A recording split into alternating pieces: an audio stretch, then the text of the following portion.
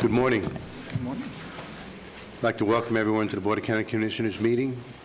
Today is March 8th. The time is approximately 9:30 in the morning. So if you do have any electronic devices, please silence them so we can limit the interruptions. To do the invocation for us will be Dr. Walt Person from the Church of Christ in Sanford. Followed by that will be the Pledge of Allegiance by Commissioner Herr. Can we all stand, please?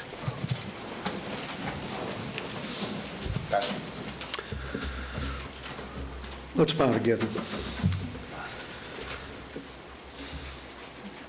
Father, the opportunity to approach you and ask for you to be part of our day seems silly since you're always with us. But Father, we ask for special guidance today for each of us as we go about our busy schedules, especially this commission, our community.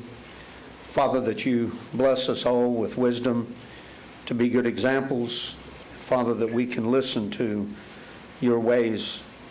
Your ways will guide us, your ways will lead us. And Father, we pray that we can use them as the foundation of everything else we do. Pray for health and vitality for those that serve our community.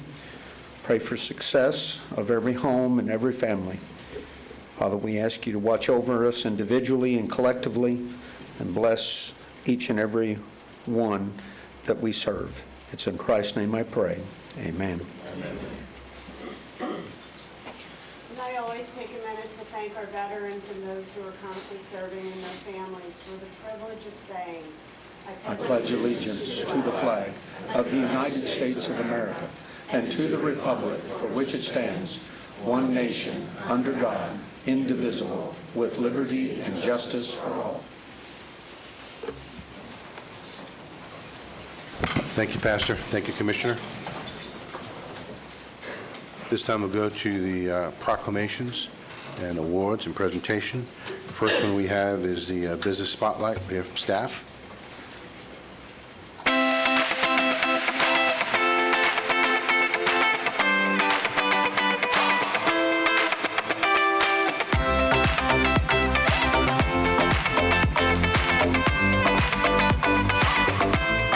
Source Energy is a manufacturer of outdoor battery backup systems.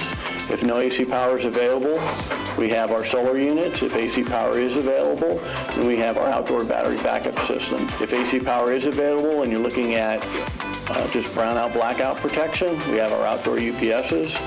If the pole that you're attaching to is a street light in a parking lot, they typically do not have power during the day. In that case, we have our continuous power bridge, and it powers the equipment all day off of battery, and then at night when the power comes back to the street light, it recharges the battery. So it's geared for that cyclical type of application, almost solar in reverse. What I wanted to show is an example of one of the solar panels that we use. We don't actually manufacture them. We add them to our systems. This is a 370-watt solar panel, and we can source them directly in Seminole County, so we don't have to have them shipped in. They're locally available to us. So a typical customer is going to tell us what they need powered, and then we'll do a system design for them, and then build the system, and then send it back out. So it's custom designed for the specific load and location where our equipment is going to be deployed. Here's an example of one of our integrated systems.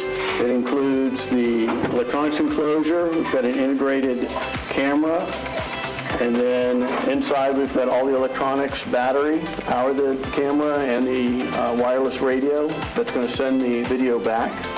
Well, we have a small core number of employees here, but we make good use of Seminole State College, UCF, because we can bring in some, for project work.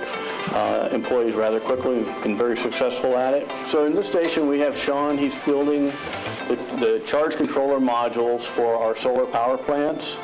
So they are an integrated module that includes all the safety features of the battery breakers, the industrial battery management charge controller. I want to show one of our unique products. Virtually every street light or parking lot light has a photo cell on the top.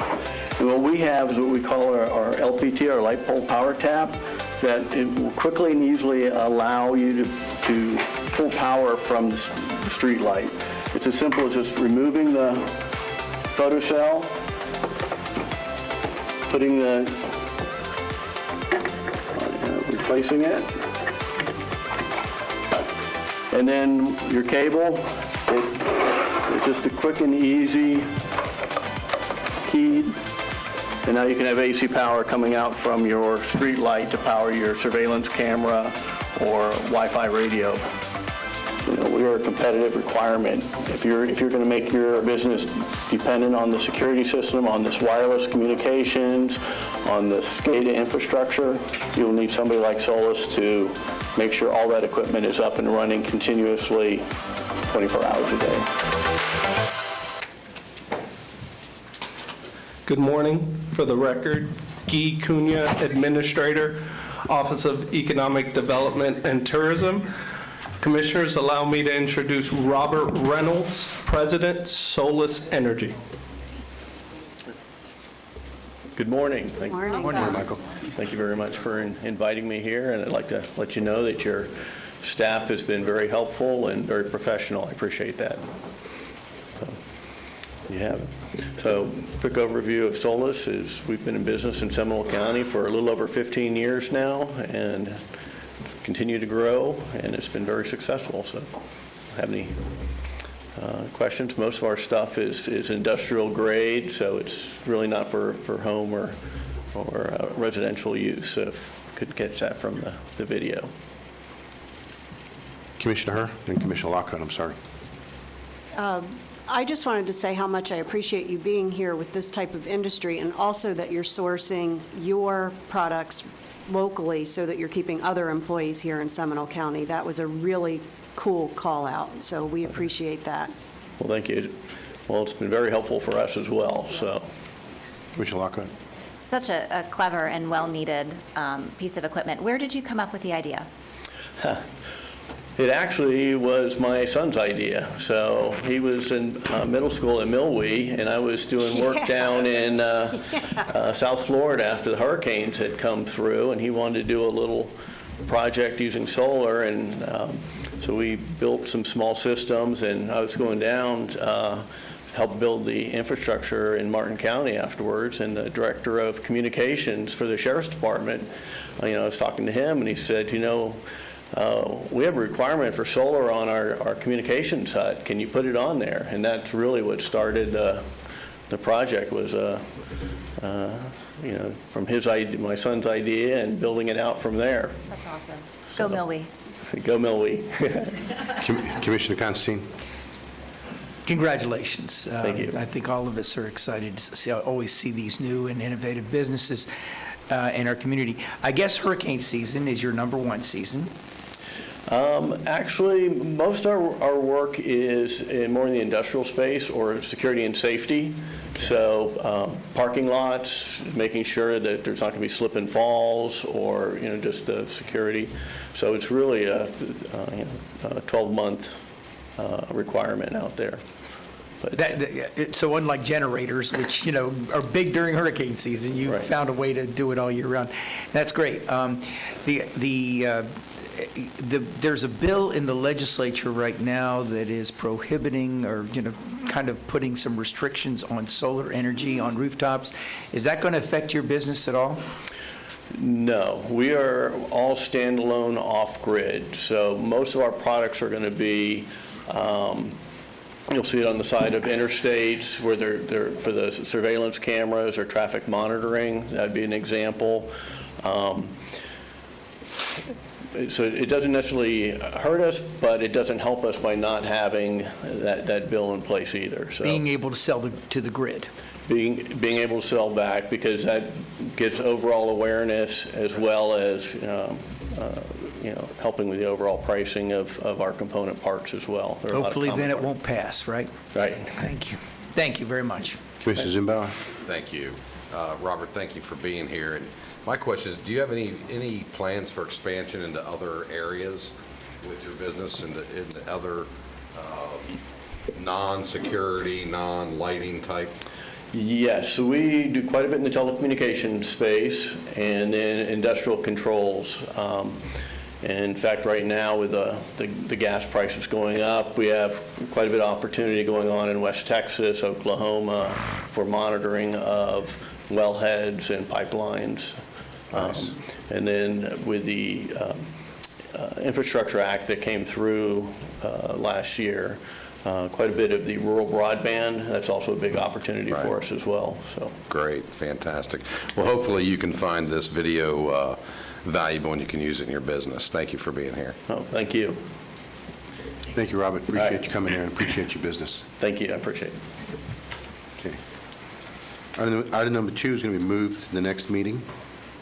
Item number 3, which is Women in Construction. I think it's fitting because today is International Women's Day. So Commissioner Lockhart, please present the next. Absolutely. Thank you. It is my honor to move the following proclamation of the Seminole County Board of County Commissioners proclaiming the week of March 6th through 12th as Women in Construction Week 2022 in Seminole County. Whereas the National Association of Women in Construction, Greater Orlando Chapter Number 73, has distinguished itself for 50 years as the voice of women in construction in Central Florida. And whereas the work done by the NAWIC, Greater Orlando Chapter Number 73, has benefited Seminole County and Central Florida through community development and educational programs. And whereas the focus of Women in Construction Week is to highlight women as a viable component of the construction industry. And whereas the NAWIC Greater Orlando Chapter 73 has consistently promoted the employment and advancement of women in the construction industry, and whereas the construction community, represented by NAWIC Greater Orlando Chapter 73, has been a driving force in fostering community development through renovation and beautification projects, promotion of skilled trade careers, and a positive vision of the future. And whereas the NAWIC Greater Orlando Chapter 73 has sought to achieve successful results for Seminole County and surrounding areas in a cooperative spirit with other organizations.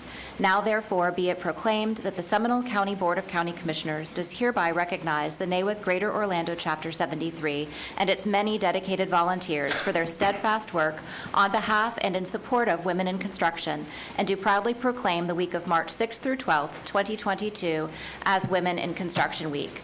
Be it further proclaimed by the Board of County Commissioners of Seminole County that this proclamation be spread upon the official minutes by the Clerk of the Circuit Court in and for Seminole County, adopted this 8th day of March 2022. Second. We have a motion and second discussion. Seeing none, we'll call the question. All in favor of the motion signify by saying aye. Aye. Motion passes unanimously. Would you like to present the motion? I would love to. Would the gals who are here want to come forward and accept it? Well, come down and get a picture.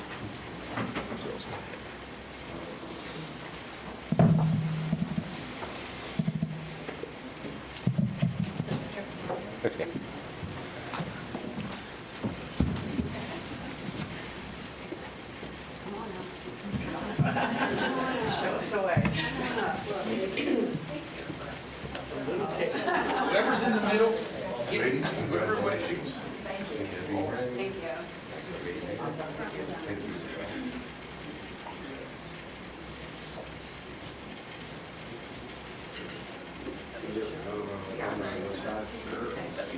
Ladies, can we get shift this way just a little bit?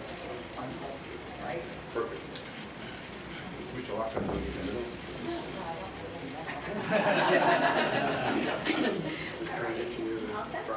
All right. On my count. 3, 2, 1. Thank you very much. Thank you.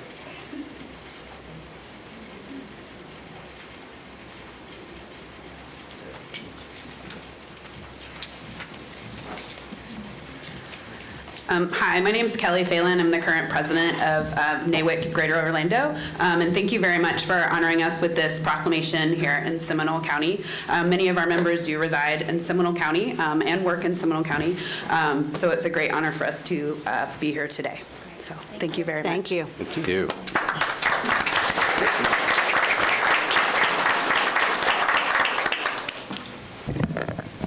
Next item on the agenda is Procurement Month, presented by Commissioner Zimbauer. Thank you, Mr. Chairman. It's with my pleasure I introduce a proclamation of the Seminole County Board of County Commissioners proclaiming the month of March as Procurement Month in Seminole County, Florida. Whereas the public procurement profession plays a significant role in the efficiency and effectiveness of both government and business, Whereas Seminole County public procurement professionals, along with other public and private organizations, have tremendous influence on economic conditions in the United States, with billions of dollars in cumulative purchasing power, and whereas Seminole County Purchasing and Contracts Division is committed to providing high-caliber logistical and strategic support to all departments within Seminole County. And whereas Seminole County Purchasing and Contracts Division and Seminole County Board of County Commissioners recognizes, supports, and practices the public procurement values and guiding principles of accountability, ethics, impartiality, professionalism, service, and transparency established by the National Institute for Public Procurement as fundamental tenets to the public procurement profession. And whereas the National Institute for Government Procurement has recognized the month of March as Procurement Month to further expand the awareness of procurement professionals' role to government officials, the general public, businesses, and corporate leaders. Now therefore be it proclaimed that the Seminole County Board of County Commissioners hereby proclaims March 2022 as Procurement Month in Seminole County, and urge all citizens to join the Seminole County Board of County Commissioners in recognizing the role of procurement and materials management profession within business, industry, and government, adopted this 8th day, March 2022. Second. A motion is second. Any Great. discussion? Excuse me? Great. All in favor of the motion, signify by saying aye. Aye. Opposed, like sign. Motion passes. And thanks to all our procurement people for being here. If you would come down and receive this proclamation, without you all, until a penny's spent, we can't do a thing, so thank you.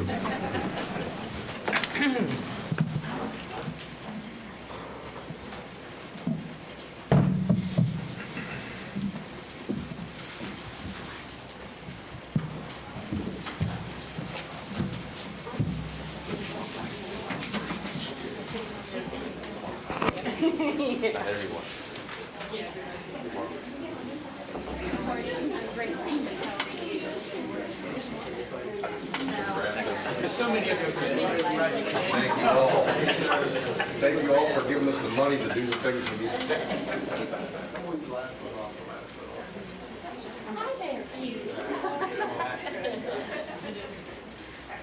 Elizabeth, I'm going to have you take one step to the right there.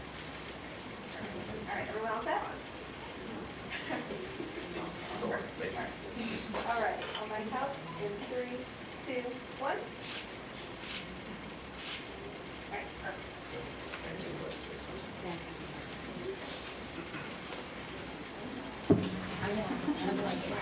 I'm going to take a picture of that.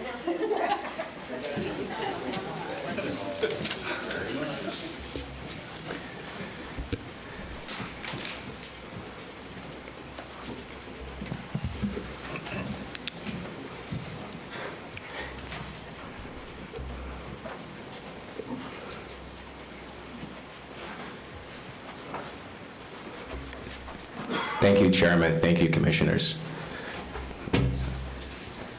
Truly, I work with a great group of professionals.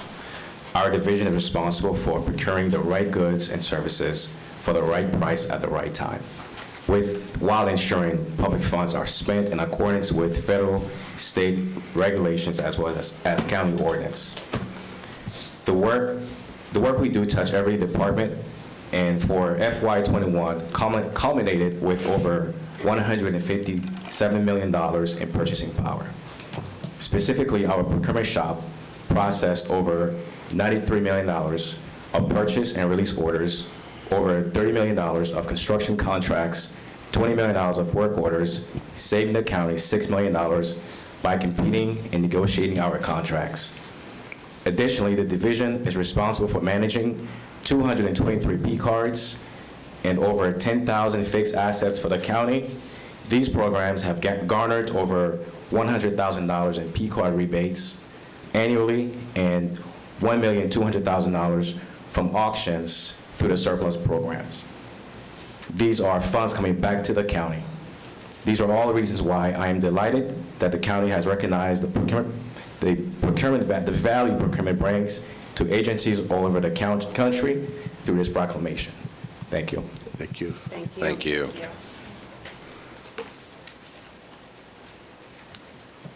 Next item on the agenda is fiscal year 23 major revenue presentation, be presented by our property appraiser, David Johnson, as well as our staff. Well, very good. Thank you very much for having me. We'll continue the theme about how many pennies you'll actually have to spend in 22, 23 with our procurement folks. So, again, I appreciate the opportunity to be here with you this morning. You guys are kind of an anomaly if you look at the rest of your colleagues around the state, and that you actually start this budget process much earlier. We try to be as quick and as efficient as we can with giving you some estimates here in March, so that when we get to June and July, there are no surprises, okay? That's what we're trying to eliminate as much as possible. And you have a wonderful staff, and we're in constant communication with them. And I say that every year, but it's true, and I wouldn't say if it wasn't true. So again, thanks for having us. What I wanted to do, and you've seen some of this stuff before, but I think it's important to reiterate it, is to give you a snapshot, if you will, of your tax roll. We have about 180,000 real estate accounts, about 15,000 tangible personal property accounts, and 42,239 apartment units. And we'll talk more about that issue in just a few minutes. And that number is growing exponentially, and there's lots of reasons for that as we go through this presentation. At the end of 2021, in other words, the tax roll that you are generating revenue off of for 2021, the market value was about $57 billion here in Seminole County. The taxable value was $40 billion. The difference between those two numbers are all the exemptions that are allowed by law, the primary one being the homestead exemption and the Save Our Homes cap. And we'll see how that translates here also as we go through the presentation. January 1 is an important date for my office, and it's set statutorily and in the Constitution. That is the date of assessment and entitlement to exemptions as outlined by the state statutes and, again, the Constitution. That's for all 67 counties, so there's consistency across the state. So my staff is currently working on the 2022 tax roll. They are looking back in time to see what happened in 2021 as far as sales, how much new construction, those types of things to put on the 2022 tax roll. And so we also are, again, approving exemptions based on folks who had been in their home as of December 31st, 2021, and had title to it. We get the call all the time. They moved in, the 10th of January. Can I go ahead and apply for homestead? The answer is no. Unfortunately, that's a hard, fast number date, and again, it's just for consistency, and we have to work with that. Here's an idea about how your tax roll is dissected. About 65% of it is residential in nature. In other words, about 65% of your taxes are being paid by residential type properties. About 35% is commercial. I will tell you that number has switched around 1% over the year. This last year was 64% residential last year, and about 36% commercial before. When I first started working in the office a number of years ago, it was 85% residential and 15% commercial. So we've done a really good job of diversifying the tax roll through economic development and those activities over the last number of decades. To give you some perspective also, and again, none of this should be surprising, but this gets us down to Seminole County level. I know you read on a high level what's happening in the real estate market in Florida and across the country, but these are Seminole County numbers. In 2020, we had a sales volume for residential type properties of about $3.1 billion and about $425 million worth of commercial sales. Fast forward to that December 31st, 2021 number, we had $4.3 billion worth of residential sales in this county, almost $1.2 billion more in residential sales than the year before, and a significant number of commercial sales, $1.3 billion, almost $900 million more in commercial activity. So it's been a very busy market out there, and it's a very active still market going into 2022. This is a number we track all the time in the office. It's not only we need to know what our workflow is, number one. Number two, it's also, if you will, just use the cliche, a canary in the coal mine. This shows us how much the value of new construction permits that are in our permitting control system for our office. This is all 7 cities and you as unincorporated Seminole County. And as you probably know, about half of the permits and about half of the value and half of the properties are in unincorporated Seminole County. So you make a big chunk of that up. But this is where we are. So for 2022, these numbers were run the other day. We have $1.42 billion worth of new construction that's in the pipeline that is not on the tax roll. That will be coming on the tax roll over the next year to 18 months, depending on what kind of property it is. You can see that's up from $1 billion in 2021 and up significantly from 2020. So that's good, and that shows that the market activity is continuing and that folks are still have confidence and stuff is coming out of the ground, as you can see as you drive around the county. So let's look and see more specifically what's happening to certain property types in the county. Again, this is as of December 31st numbers for all of 2021, and this is the numbers that we're working off of when we're preparing the 2022 tax roll. So the median sales price of a single-family home that's of new construction in this county was about $392,000 in 2021. And you can see it's a 5% decrease, okay? And I know that's going to freak people out. But again, you know, there's lies, there's damn lies, and there's statistics, okay? And what that is this. We have a number of single-family homes that are being built on the east side of the county that are in that 385 to 425 range. And again, this is no surprise, and we'll see this as we move through the slide presentation. A lot of those houses coming out of the ground. So that's going to move your number statistically. And, you know, we certainly have many homes that are much higher priced than that are being built, but that gives you an overall snapshot of what new construction homes are looking like. Again, it's that 385 to 425 number, and again, that's being dominated by the east side of the county, mostly by the airport, Celery Avenue area, because it's the only place we really have any significant land left. This is a better indication about what's going on out there. This is the median sales price for existing homes. In other words, homes that were already on the tax roll prior to 2021.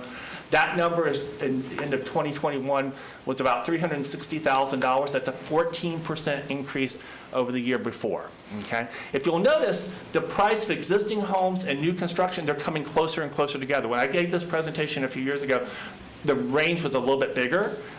So that's an interesting phenomenon also, and you can see that's the highest it's been in a number of years.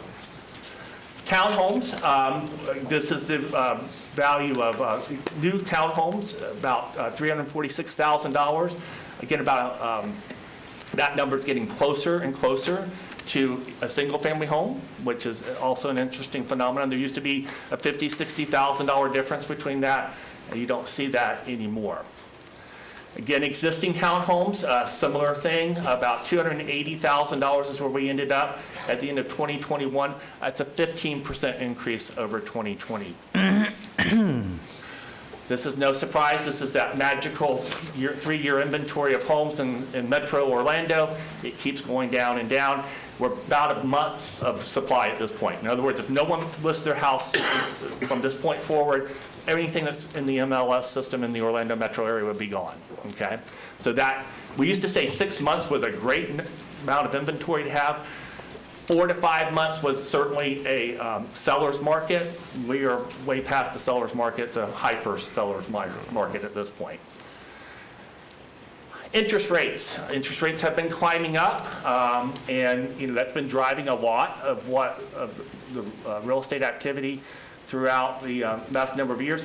But I went back a few years to give you some perspective because I think we get caught up in the moment. And you know, these are still historically low interest rates. And yes, the Fed has indicated, there's no secret, that they're going to continue to raise interest rates. But it's not going to be 7 or 8%. It's going to be, you know, so do we get to 4? Do we get 4.5%? Those are still relatively low interest rates out there. So 3.85 on March 1st, and I checked it this morning. That's still in the ballpark. So what kind of drives what we do in the office and that buyers and sellers interaction is our population and our demographics. You know this better than most folks, but the top line number I want you to take away is that 2030 projection of population of 525,000 plus people. We're about 475 now, and we've already talked about we're running out of land very quickly to build stuff on. So we definitely have a supply and demand problem. We're not going to have people saying, I'm not moving to Seminole County anymore because of the quality of life and all those other things that are out there. So We're going to have to figure out a place to put these folks at some point. And this I want to give you some perspective on, especially the public. We all know that we are very small geographically. This is how we stack up around our neighbors. We are 345 square miles geographically. You look at, we can put 3 Seminole counties, if you will, into Orange County geographically, or 5 into Osceola County. So that's where all that new construction is occurring still, in Orange and Osceola, Lake County to our west. So we are definitely the smallest county geographically in the region, but certainly one of the highest populations also. So that's a density issue that we are going to have to address and continue to address as we move forward. So challenges, supply and demand, you're familiar with this slide also. Not only are we the smallest county geographically, but we have about a third of that 345 square miles that are off limits to any kind of intense development, from the rural boundary on the east and the Wekiwa Protection Zone on the west. That leaves us basically with the central western part of the county that's been built out for a number of years. Again, I don't ever like to use the word built out because something can always be torn down and redeveloped. And certainly that's going to be an activity that we see more and more of as we move forward over the next number of years. But that's also more expensive to do. That's a more expensive type of development to do, which causes our price points to be higher than our surrounding folks also. So here are some of the residential trends. We are critically underhoused in this county. And what does that mean is you've got more people wanting to live here than we have the ability to house them. And whether that's new construction, whether that's rentals, whatever that is, that's going to be the impetus for driving price points for the foreseeable future, okay? Again, we've talked about low inventory, intense demand, still relatively low interest rates.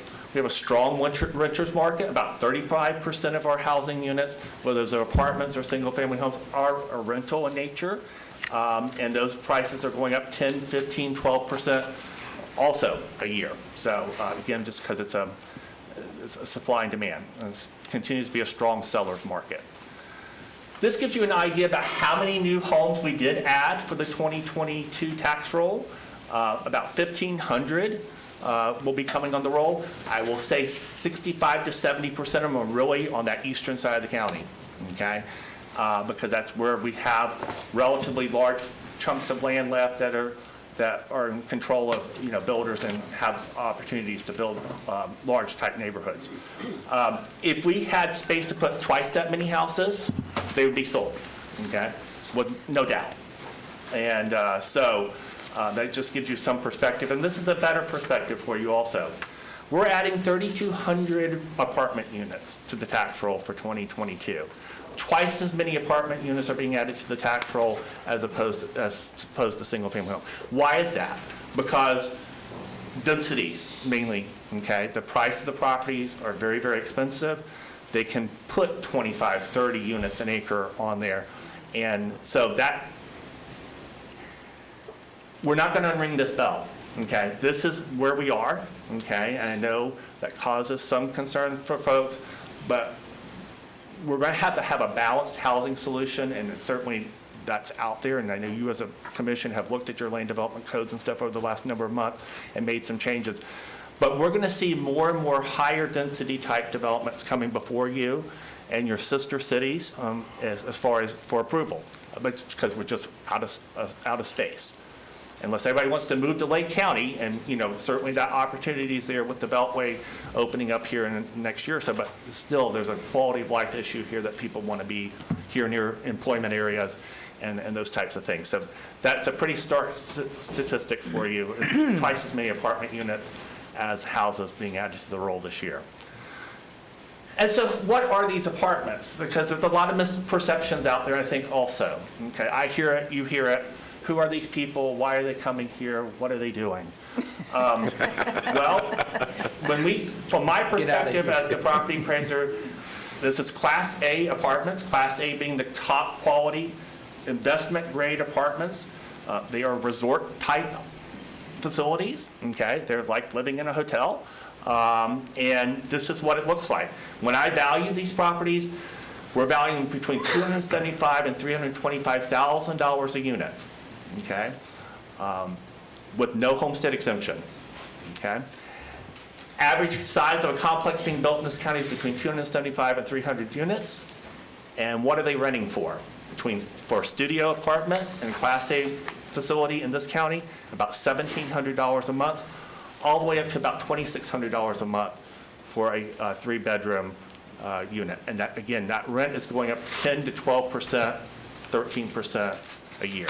And folks, once these come out of the ground, they're being sold to investors, usually, off Wall Street.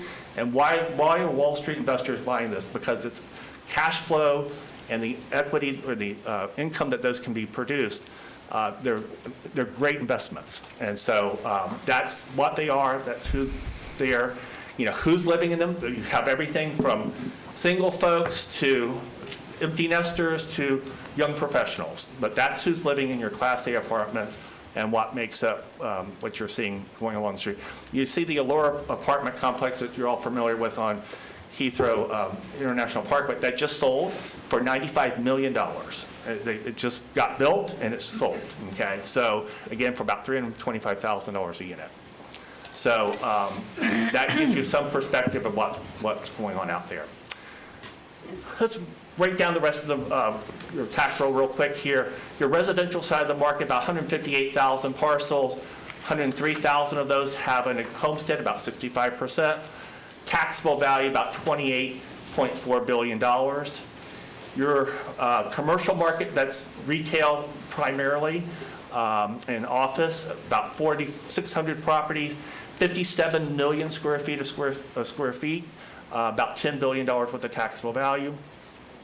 Your industrial market, which is growing exponentially, about 1,800 parcels, almost 30 million square feet of space in this county, tucked off these side roads in this very densely small county, about almost $2 billion worth of taxable value. And again, this and the apartment segment are the two highest growth areas in the tax roll. Save our homes. This is an important piece of the equation. And, I'm often asked, well, when's the bubble going to burst? Is it going to burst? What's going to happen when it bursts? I can't tell you all that. I don't think we're going to get into a busting situation. I think we're going to slow down at some level. But to give you some perspective about how Save Our Homes works, this is a direct reflection on how much the residential properties are going up in value with the homestead exemption. So in other words, we had those sales that occurred last year. Those numbers, when they sell, the value gets reset and the cap comes off, okay? But you have a huge number of properties out there that have a cap on them that they have not sold. And in fact, the difference between the market value and the assessed value, which is that Save Our Homes number, is almost $10 billion, okay, for 2022. That's up from $7 billion the year before. And that's properties that are being protected and that you're not getting tax revenue off of. But that is telling you some idea about how vital the market is. Again, the cap is set by, the Save Our Homes cap is set by state's constitution. And the state constitution says it's the lesser of 3% or the consumer price index. We all know what the consumer price index did this last year. It's about 7.5. So the Save Our Homes cap is about 3% this year. The average Save Our Homes savings on a house, $95,000. So in other words, they've got $95,000 worth of value that they are not paying taxes on. If you take that $10 billion and move it across those 103,000 properties, that's up from $69,000 the year before. This is the 10% cap on non-homesteaded properties. There's a 10% cap, not 3% or the CPI. And you can see that number is going up also. There's about $1.7 billion sitting under the 10% cap. That's up from $1.3 billion in 2021. There is an opportunity to do some additional work on the tax roll. As I tell my taxpayers and constituents, which are your constituents and your taxpayers also, the property tax system that we have in the state of Florida is something that you built. as taxpayers. Because every time we change how we assess or the exemptions, it has to be, the Constitution has to be changed. So the system we have today has been cobbled together over a number of decades through voter initiatives and all those good things. So this is the system we've got to work with. So there'll be an opportunity to vote again, probably. It's sitting in Senate messages right now, this proposal to add an exemption for specified critical public services workforce.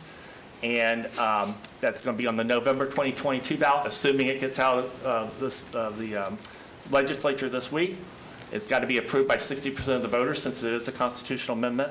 And what it will do, it will provide an additional $50,000 exemption for folks that are either classroom teachers, law enforcement officers, firefighters, child welfare professionals, or service members of the services.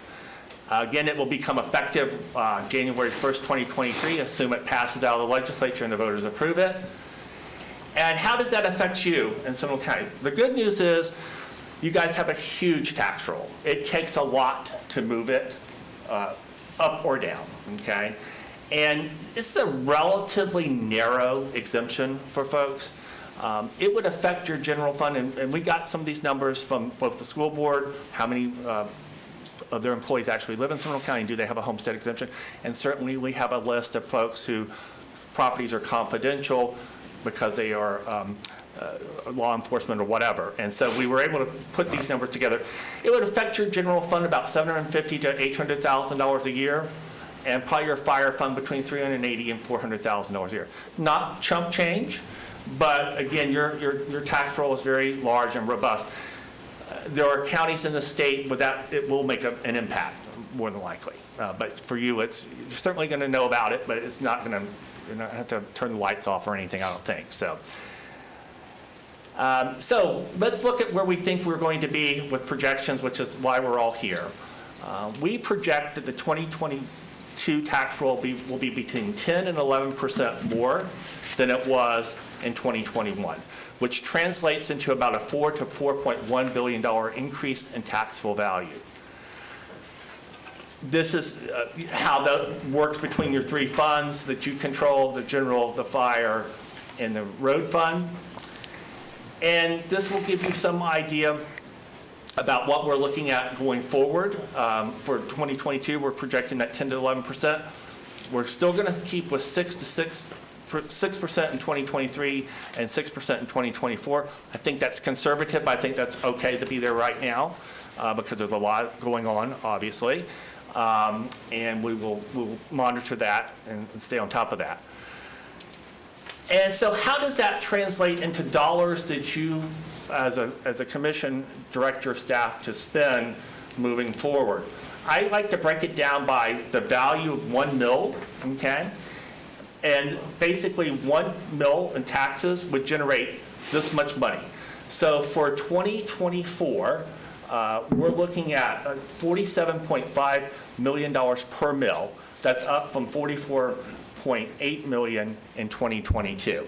And you can see what it's been over the last number of years. And that's for your general fund only, okay?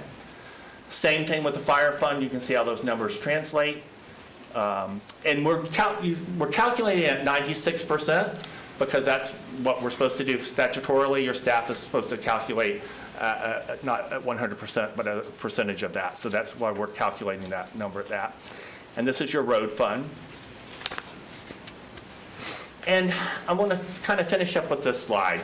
This shows you kind of how, again, we relate to our neighbors as far as the millage goes. You know, there's two parts to this tax bill equation. The value, which I'm responsible for, and then the millage rates, which the 7 cities, you as a county commission, and the school board and water management district are responsible for. As you can see from this slide, you have the lowest general millage in the region, okay? And that's important because we've always been very fiscally conservative, but you also have a lot of headroom for issues that may pop up going forward. No one likes taxes increases, I understand that, but you've got a very strong and robust tax roll. So challenges going forward, we've talked about this some on the micro level, supply and demand and attainable housing. It's a huge issue that we are not going to solve today or even over the next number of months. But I am encouraged by you relooking at your land development code over the last number of months and allowing for some different types of housing units to be moved together, which was prohibited before in your land development code. So I think that's all good moving forward. And certainly in the macro level, we have obviously global conflicts, inflation, interest rates, and supply chain issues that we will have to monitor.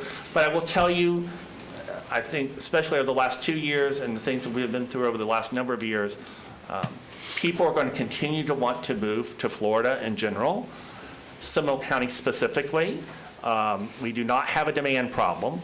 There may be some bumps in the road here and there, but overall, we're going to continue that upward trajectory of population growth and property value increases, I believe, moving forward, just because that's how interaction with the market. And with that, I am finished and hope to take some of your questions if you have any.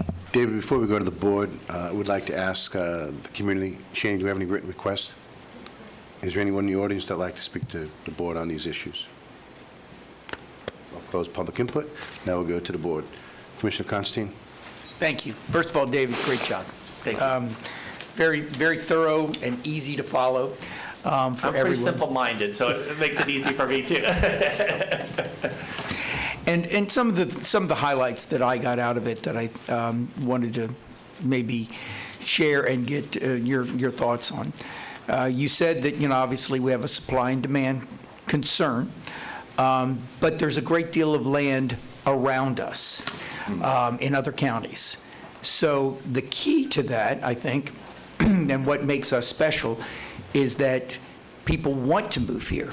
So we want to make sure that our quality and our quality of life stays at a premium so that as people do move into the region and then all of a sudden want to upgrade, if you will, the better model, they start looking to us. The thing that, I think that's incumbent upon us, and I think we tried to do that continually. I do want to talk a little bit, and obviously attainable housing is important, so let's go to the homestead exemption that is being discussed right now. Would you not say that, in my opinion, we're looking at a homestead exemption that is shooting an arrow and basically hitting another target instead of the target that they want. They want to look like they're helping the critical workers, but the fact of the matter is they're not. The critical workers that need help with this assessed value are folks that are beginning their professional life, those that want to get into a home. But what they're helping is, take for example, in a fire department, the lieutenants that already have homes and have $300,000 assessed value, so they could use the extra $50,000 homestead, to where the rookies are living in apartments or other homes that the assessed value will go up based upon the fact that they're not qualified for homestead. Do you see that a lot? So, one person's exemption is another person's potential tax increase, okay? So when we start picking winners and losers, if you will, in the tax system, someone's going to have to end up paying that bill. Again, we're very lucky in this county in that we have a fairly large and diverse tax roll. But to your point, there are counties across the state that are not as Are up against large. the 10 mil They're cap. 10 mil cap. And remember, this exemption kicks in between, I don't want to get too far in the weeds, between the value between $100,000 and $150,000. Now, we're going to always have anybody qualify for that. But if you go to Washington County or Madison County or any county in this state that's named after a president, okay, those folks are probably not even going to see that benefit, because unlike our median assessment of $300-something thousand, theirs is probably in that $85,000 or $90,000 range. It's a huge, large, diverse state, as we all know. And what works here does not necessarily work in Miami-Dade and certainly does not work in a Washington County. So I mean, you used to be in the legislature. I think there probably needs to be some kind of, and they've always steered away from this except for the seniors, some kind of income test if you really are trying to help certain folks or certain segments of the population. But you probably need to be not only looking at the value, but looking at the income side of the equation also, which is what we do with the limited income seniors. And David, you know they're not going to do that. Right. It sounds great. Right. What they're trying to do is they're trying to make themselves look great, that we're going to help critical workers. Right. And that's the point I wanted to get Right. across. When people are looking at this, two things. It's probably not hitting the real folks that need it. And two, it's going to cost you money eventually. Yeah, it's not solving a problem that's they potentially think it's going to solve, exactly. And the, again, great job, and I appreciate it. And I may have a question later, but I Okay. want to give Sounds the good. other members a chance. Commissioner Zimbauer. Thank you. David, thank you very much. I always find your presentations very well laid out, very informative, and I know you say simple-minded, but I find great value that you've put it in layman's terms for not only us, but as well as the public to understand. A couple questions. On the residential-commercial split, where we're at now, the 65-35, what do you believe is the sweet spot? I mean, are we close there? I mean, I think you're real close. I mean, our neighbors to the south in Orange County, it's about 50-50. The problem with their 50-50, of that 50, 75% of it's in the tourist industry. Okay? right. So we saw what happened when that went off the rails a couple years ago. Right. So the 65-35, that 60-40 number is very sweet. I mean, the presentation we had, your business spotlight, the small businesses that are filling these 30 million square feet of industrial space across this county, that huge diversity, that is great. We don't have, all of our eggs in one basket, if you will. Right. So we have large corporations and we have many, many small, and that's exactly what we need to be doing, so. and so is it a fair assessment if we start going the other direction, and we have a disparagement between the ratios, and we have more residential versus commercial, then that tax burden is going to fall more on the average resident versus the corporations. Right, that's Fair? correct. And Okay. again, when I started my career a number of years ago, when it was 85-15, you would fill this room up, okay? Right. Literally, and that was obviously before Save Our Homes also, Right. with folks that had legitimate concerns about their property taxes. Now that burden has been spread, and certainly with Save Our Homes and those things that are protections, that certainly makes it a little bit more palatable for folks. Great. No one likes paying taxes, I get that. but- Exactly. And finally, I know we didn't go into this in the presentation. I appreciate you supplying these communication services tax and these other Right. documents here. Tim's going to do that. Yeah. Yeah. So related to the inflationary rates that are going on right now, what is your take on that as far as revenue producing as that Well, unfolds? so your revenue side is good, okay? The problem is you're being hit also as a policymaking body and as running a large organization like any business. You buy fuel, you have employees, et cetera, et cetera. So unfortunately, some of that a lot of that's going to get eaten up, okay? And so that becomes the quandary that we find, again, this is not a Seminole County issue, this is that macroeconomics thing that we all, like, why am I taking this class in college? But it really does key in, okay? So yeah, you're getting money on the revenue side, but it's going out the back door also pretty quickly. So, Great. yeah, it's certainly something to be cognizant of, yeah. Thank you very much. Anyone else? Final question. I would hope, we talked about the breakdown residential, commercial, which Commissioner Zimbauer brought up, and a 65-35 sounds really good for a county. The cities, however, should be a little bit higher in the commercial, a little bit lower on the residential. And I think I know where they are and who's doing well and who's Yeah. not, but could you give us a little bit more of a breakdown of some of the So cities? you have some cities in this county that are 90% residential, which. That's bad. Yeah, which is, in my mind, has potential issues, okay? Because you have now taken that burden and it's totally on your resident. And the folks that live in those cities may think that's swell, okay? They're willing to pay that, You have cities like the city of Sanford and the city of Altamont that is more close to that 50-50% ratio. And so I think you've got a lot that looks like the county in general, like 60-40 number. Sanford and Altamont, again, are that 50-50. Longwood and Winter Springs and some of those others are a little bit more residentially intense than they would hope that may be deemed. So, Last question on the homestead exemption. We don't know, we know it's going to be voted on. That's all we know. But what I've heard from some other counties is, but I haven't heard from you, is that the cost of administrating this would be very high, intense personnel level. What is it, since you've already said that this is not going to affect us that much, what about your office? we'll be fine. I mean, we're probably talking a couple thousand folks. Here's the deal in the legislation. Unlike the other exemptions that are out there that I can automatically renew on an annual basis, this one has a specific carve-out because the main thing is for teachers and for the firefighter and police. They have to be certified and on duty. They cannot be retired. So and it's not the school bus driver or the lady, that's the lunch lady. Okay, it is classroom certified teachers. And so every year I'm going to have to make sure they are still employed and they still have their certification.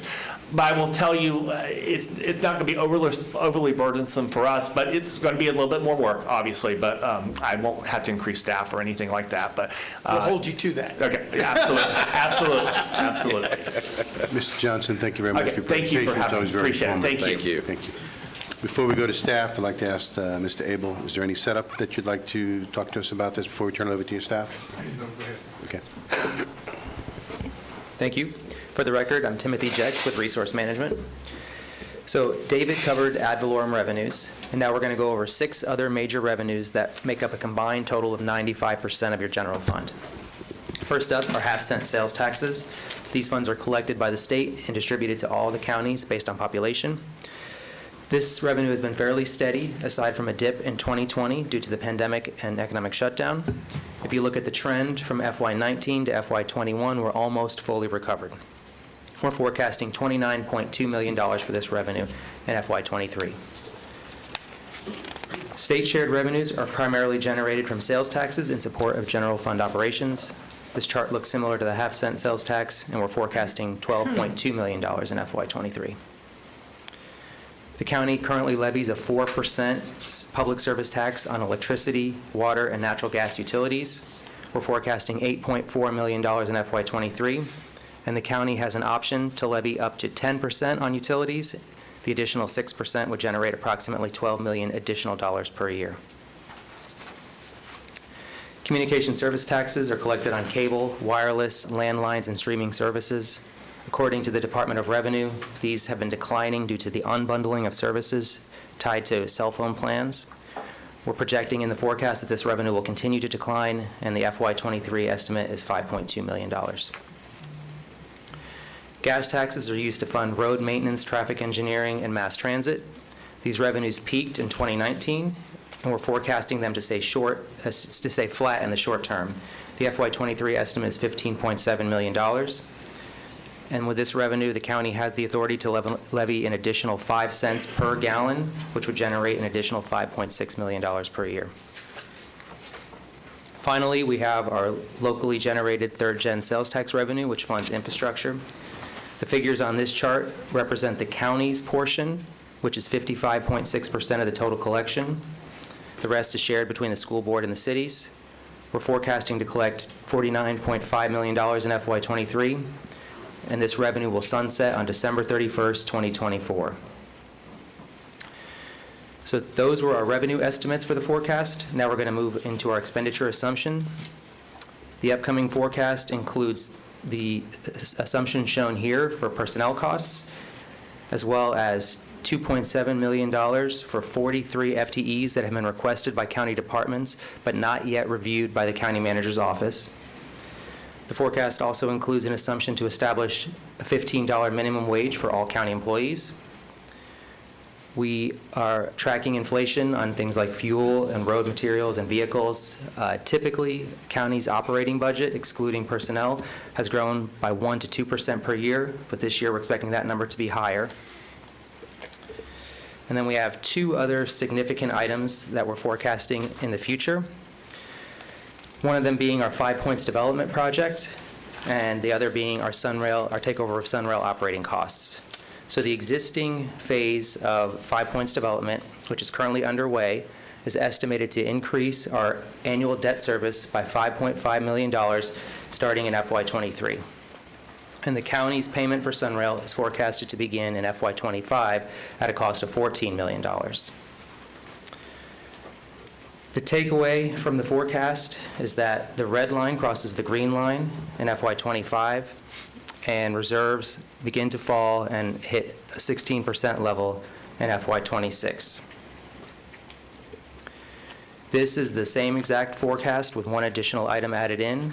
We put the future phases of 5 Points, which is estimated to cost about $10 to $12 million. It's estimated to add $10 to $12 million to our debt service starting in FY25. And in this scenario, reserves fall below 20% in FY25, and the annual deficit grows somewhere in the neighborhood of $28 to $30 million. So that concludes presentation from staff. We'll be holding 3 work sessions with the board in May, June, and July, and then we'll have public hearings in September to finally adopt the FY23 budget. Staff is here to answer any questions. Before we go to the board, I'd like to ask the community, is there any, Shane, do you have any requests? Okay, anyone in the audience would like to speak to the board? We have one individual. Can you give that to Shaney, please? I'm sorry. Things are changed a little. Thank you. Nancy Harmon, 752 Pioneer Way, Geneva, Florida. Thank you. It's good to see you all again. Same here. I'm looking at this budget, and I'm very much focused on resources. And I know we've talked a lot about not having adequate, well, some people, not adequate resources with our staff. And I find that that's true for Seminole County. What I haven't seen, and I don't know within this budget, is when you're talking about the 43 additional seats. If those seats include a development program where you're raising your young to become old in the county versus you're just hiring, people in their 40s and 50s who have a lot of experience that in 20, maybe 15 years, depending on their situation, will retire and leave us again without these young to bring up behind us. So I'd like to just ask that question if that's part of the plan. Because to me, that's very essential for the overall management of the Seminole County. Thank you. We'll answer the question once we get all of them. Okay. Okay. You want to address that question? Okay. Commissioner? So the good news is, part of our partnership with Seminole County Public Schools includes a public services academy at Winter Springs High School. And we, and not taking credit for it in any way, shape, or form, but because of their good work and conversations that we've had, they have embarked on that, and it is up and running, and there are some great things that are happening. I don't know if you are on social media, but regularly on Facebook and Twitter, both the school district and the county are sharing the good things that are happening there for exactly that reason, because we know we have to start growing our own. There's also a partnership with Seminole State College in that same vein. So you're reading our minds. Good things are happening there. Will it be enough? Probably not, but it is certainly a step in the right direction from my perspective. Well, I'd just like to ask, though, is it like now? Yes, it's happening now. Now, so we could expect that you'll be looking for, in your resume or your job descriptions would be establishing these, what we called on the DOD side, these development programs where you start at a level and you go to a certain level and then, Well, I don't know about levels, and that's nitty-gritty. I certainly wasn't involved in those discussions. But there are even some programs that are being scholarshiped. You start in this program in Seminole County Public Schools. You then have a seat and a scholarship at Seminole State College, and then you are guaranteed a job. That's great. So there are some wonderful things that are happening. That's wonderful. And I'd be happy to share more with you at some point. Thank you. Commissioner, then Commissioner Zimbow, then Constantine. Yes, thank you. So, Tim, I actually have a couple of questions for you with regard to exactly Ms. Harmon's point. My personal take on the projection is that the 3% mid-year and the 3% across the board does not keep our staff whole with inflation. And the cost to train people is exorbitant. We cannot be the training ground for the surrounding cities and the surrounding counties. It is hard on staff, it is hard on the citizens, and our deliverables suffer as a result of it. So from my perspective, I'm going to look for a higher number than that. And yes, I am a Republican, for those of you that are going to ask me after the fact, because I know I'm going to get that flack. But the fact of the matter is, if we don't keep people best in class in these seats, we are going to be spending more on the churn, and we can't afford that. So that's one piece of it, and as a piece of information, the state is giving out an across-the-board 5% increase. So the next piece of it is, with regard to the additional 43 seats, I would really ask our team to figure out whether you need an additional 43 seats if you filled the positions and kept people in the positions that you already have. That's a budgetary impact that doesn't actually produce work. If you have open positions and get new positions filled, and we had this discussion last year, I would say we need to take a really hard look at that. And I also think that we do have scale of, you come in at a level and there are levels to advance. And I know there's a study that's in play and we're looking at that. But we really have to make sure that we're allowing the best on our team to progress along and stay right here in Seminole County for their careers. My perspective. I did not have a question, I'll own that. If we're not going to address any Would you more believe? comments to Nancy's, I'd like to continue with the public. Unless you want to address Nancy's question. Any other comments? I did. Okay. I just want to say, Nancy, this is not just to Nancy, but it was specific to what Ms. Harmon indicated. Sorry, I told you about your first name, I'm sorry. Yeah. Ms. Harmon. The fact of the matter is that, yes, certainly, and I see our personnel office out there, we certainly are looking to find dedicated, ambitious, young, aggressive employees.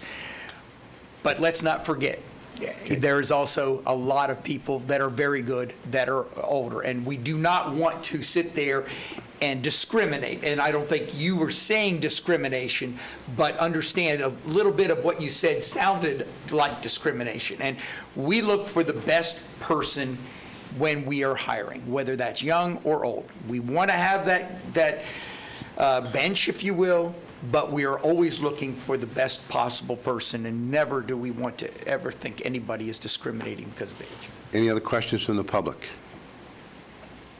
Jeannie, do I have any other ones? Okay, we're going to close public input, now go to the board. Commissioner Zimbauer. Thank you, and not addressing Ms. Harmon's question indirectly, it all plays together. So we have 43 FTEs, new positions. How many FTEs do we currently have that are unfilled, that are funded?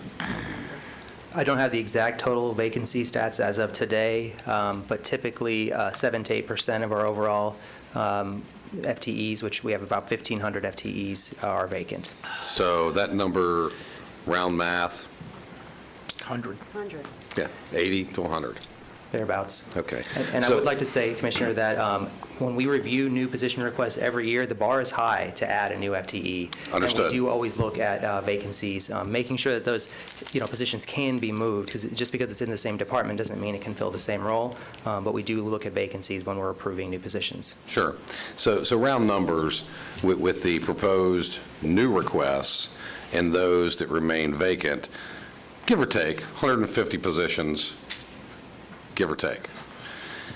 So, the reality is, and to Nancy's point, my daughter, for full disclosure, works for the DOD, and they're on a cost-plus contract basis. This county's not on a cost-plus contract basis.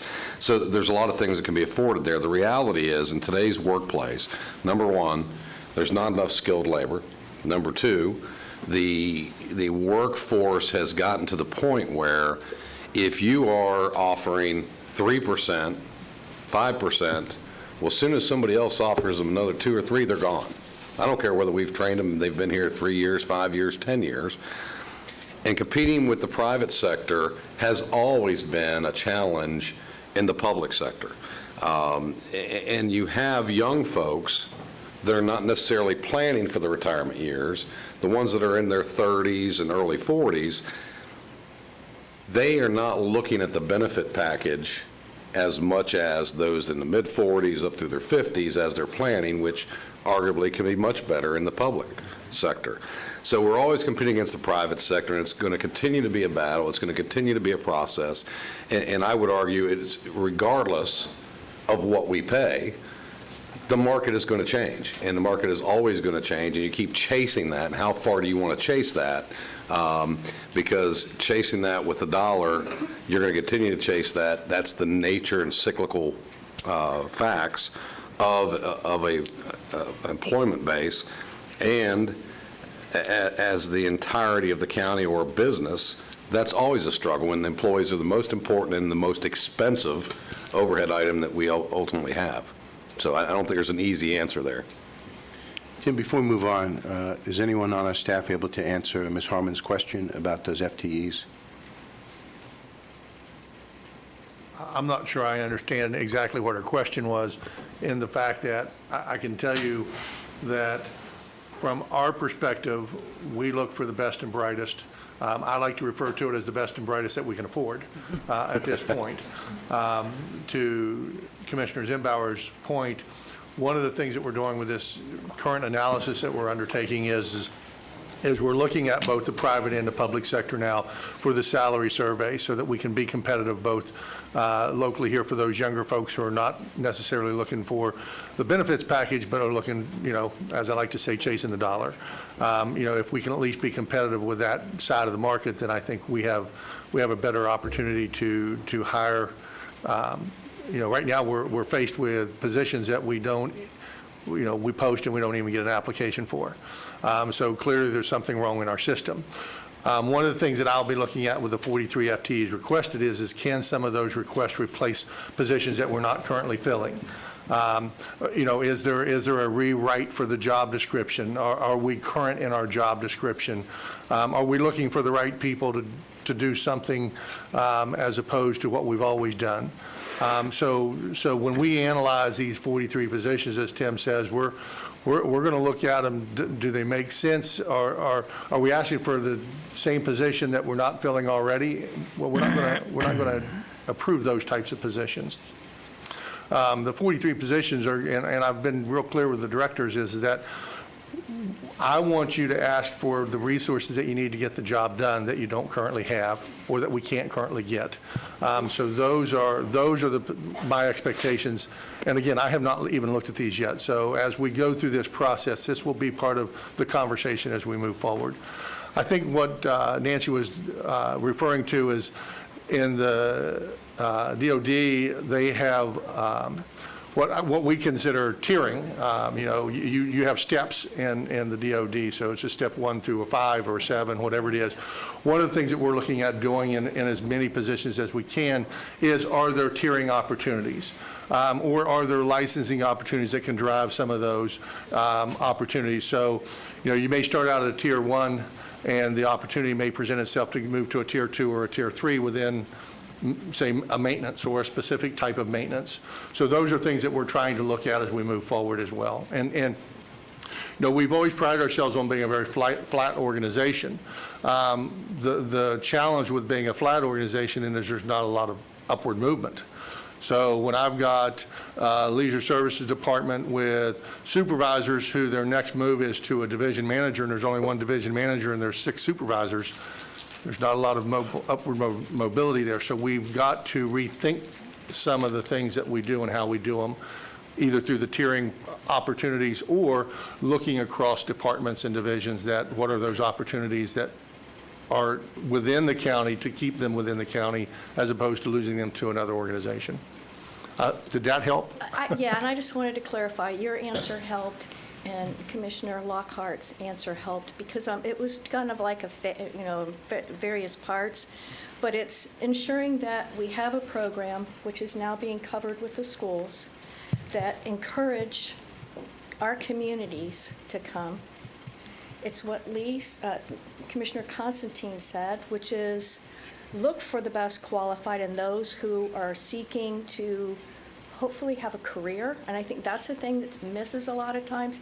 Being in the government, I had many opportunities to walk away, but when you retire at 55 with 70% of your income that you make, your high three, that was very hard to walk away from. And I had an IRA that they contributed to. And these are the things that you compete with in industry. It's not about the weekly or the daily income, the paycheck. It's about 10 years from now, 15 years from now, what do I have health insurance? So that's kind of, but Commissioner Lockhart really answered the question. I want to make sure that we're looking at a program that brings people in, regardless of age. And it just brings people in and gives them an opportunity to know they're not going to sit in that job for 3 years and never get a raise and never get a position increase. And I can tell you that our fire department now is actively participating with the high schools as a recruiting tool for new firefighters coming in. So we absolutely have done that. And again, as Commissioner Lockhart said, working with the high schools, working with Seminole State College, the University of Central Florida, on internships and those opportunities. So we certainly look at those opportunities. Thank you, Mr. Hartman. I believe the question was answered. Okay. We can discuss it as much as you want, but I think the question is addressed. Commissioners, next question. Commissioner Lockhart. So it's a question. Okay. Talking about merit, love it. I was an employee here when we had a merit system, went away for whatever reason over time. What plans do you have, and what is the timeline for rolling out a merit-based system?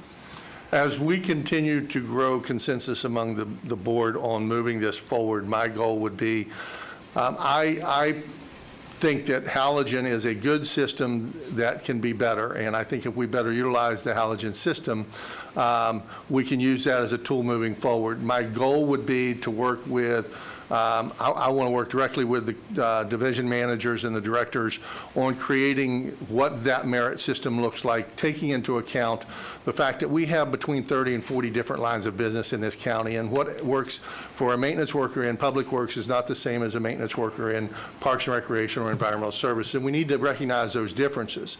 I think we have to look at, there are different levels within the organization. We have our entry level, our mid-level management, and our upper executive level management, and we need to look at what are our expectations of those, what are our competencies in those positions to be expected, and then really focus more on what our goals in our work plan is individual, so that the individual can maximize their opportunity for a merit increase, and allow for those opportunities for training moving forward. So I think it's a collaborative effort with the directors and the division managers, those who know best, working with their supervisors, and even down to the frontline staff, with their understanding, their participation, and their buy-in in the process. And it'll have to be a quick turnaround, because I'd like to, if we move this forward, I'd like to be able to initiate something with the beginning of the new fiscal year, and maybe not be rolling out money in October for merit, but certainly be putting the system in place so that we can do that throughout the course of the next fiscal year. Awesome. Thank you. Commissioner Zimbauer. What is the plans, Mr. Abel, for performance-based evaluations? And I asked that question arguably, and I'll just say it, there's plenty of bureaucrats in government. There's plenty of folks that have been in a place for a long time, and they're doing their job, but they're really not moving to that next level. Dead weight, maybe, is the way I put it. So what are we looking at in a performance measurement basis for our employees? Well, that was what I was just alluding to with Commissioner Lockhart. The merit system will be a performance-based program, and we'll be looking at individual level positions, we need to create clear expectations, but we also need to make sure that we've got work plans that allow them to move forward, not just the organization, but themselves, whether that's through increased training opportunities that has a value, but treating, the folks in Public Works cannot be evaluated the same as the folks in environmental services or libraries. They're just not doing the same thing. They're not doing it the same way. Some positions are task-driven. Some are, more thought-driven, and we have to make allowances at those different levels to be able to create a merit or a performance-based system that says you've performed at a higher level. You didn't just show up. People don't like to hear me say this, but you show up to work every day, you do your job, and you do it well, you get a paycheck. If you do better than well and you exceed, then you should be compensated for that, and that's that pay for performance, the performance management, the merit system, and that's what and it's not an easy system to do, and it's going to have some road bumps. We had road bumps before when we did it, when I first walked through the door, and I'm not interested in creating a forced bell curve. I'm not interested in forcing pay increases. What I want to be able to do is say, let's create realistic expectations, let's create opportunity, and then let the individual employees create their opportunity to be paid accordingly. Thank you. And so finally, with these requests, and this is just a question, we use a lot of consultants. We spend a lot of money with consultants, and I've often heard staff say, well, we don't have those experts on staff. Is it your belief that increasing these FTEs at this level is in some way, shape, or form going to lower that need for certain consulting services? And I realize there's times where we have to have consultants for specialized areas that we just don't deal with on a regular basis. But what thought has been given to how that may or may not impact our cost basis for consultant work? So I'll tell you my philosophy, because that's probably the greatest value at this point until we can see what happens. I think there are tasks and positions or things that can be done that can be contracted services. There are general maintenance things that we can do that we can contract out. I think consultant services allow you to bring a group or a company in that can manage projects or programs that is a unique skill set, and you utilize them with the intent that they're not there for a long-term period. And then, again, it goes back to hiring the best and brightest that we can afford. I think we look at those opportunities. We've kind of convinced ourselves to some degree that we're not the experts, when we actually, in fact, are the experts. We do the right things. I'll hold our staff, against the staff, against any other agency in Central Florida here in producing results. I think part of our challenge is that we just have never had, we've not gotten to the point where we've had enough resources to be successful. And I tell the staff all the time, my job is to make sure that you have the resources to be successful, not to do your job for you, but to give you the resources. And I think it's a combination of the right staff, the right consultant mix with the right contracted services, and that's an ongoing thing, and those three things move forward together. And so, with that said, Thought that was your final question. you're going to hopefully share with us during this budget session as it moves along, these work sessions, is thought process behind the private sector doing certain tasks which arguably can do it much quicker, cheaper, and more efficiently than what we can actually have staff perform stuff.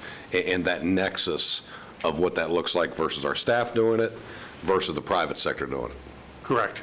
That'd be great. Thank you. Commissioner?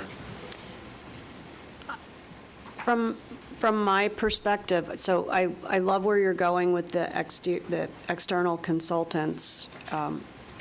I truly do think a lot of that is cultural in nature to this organization, and that cultural nature starts right here on this dais.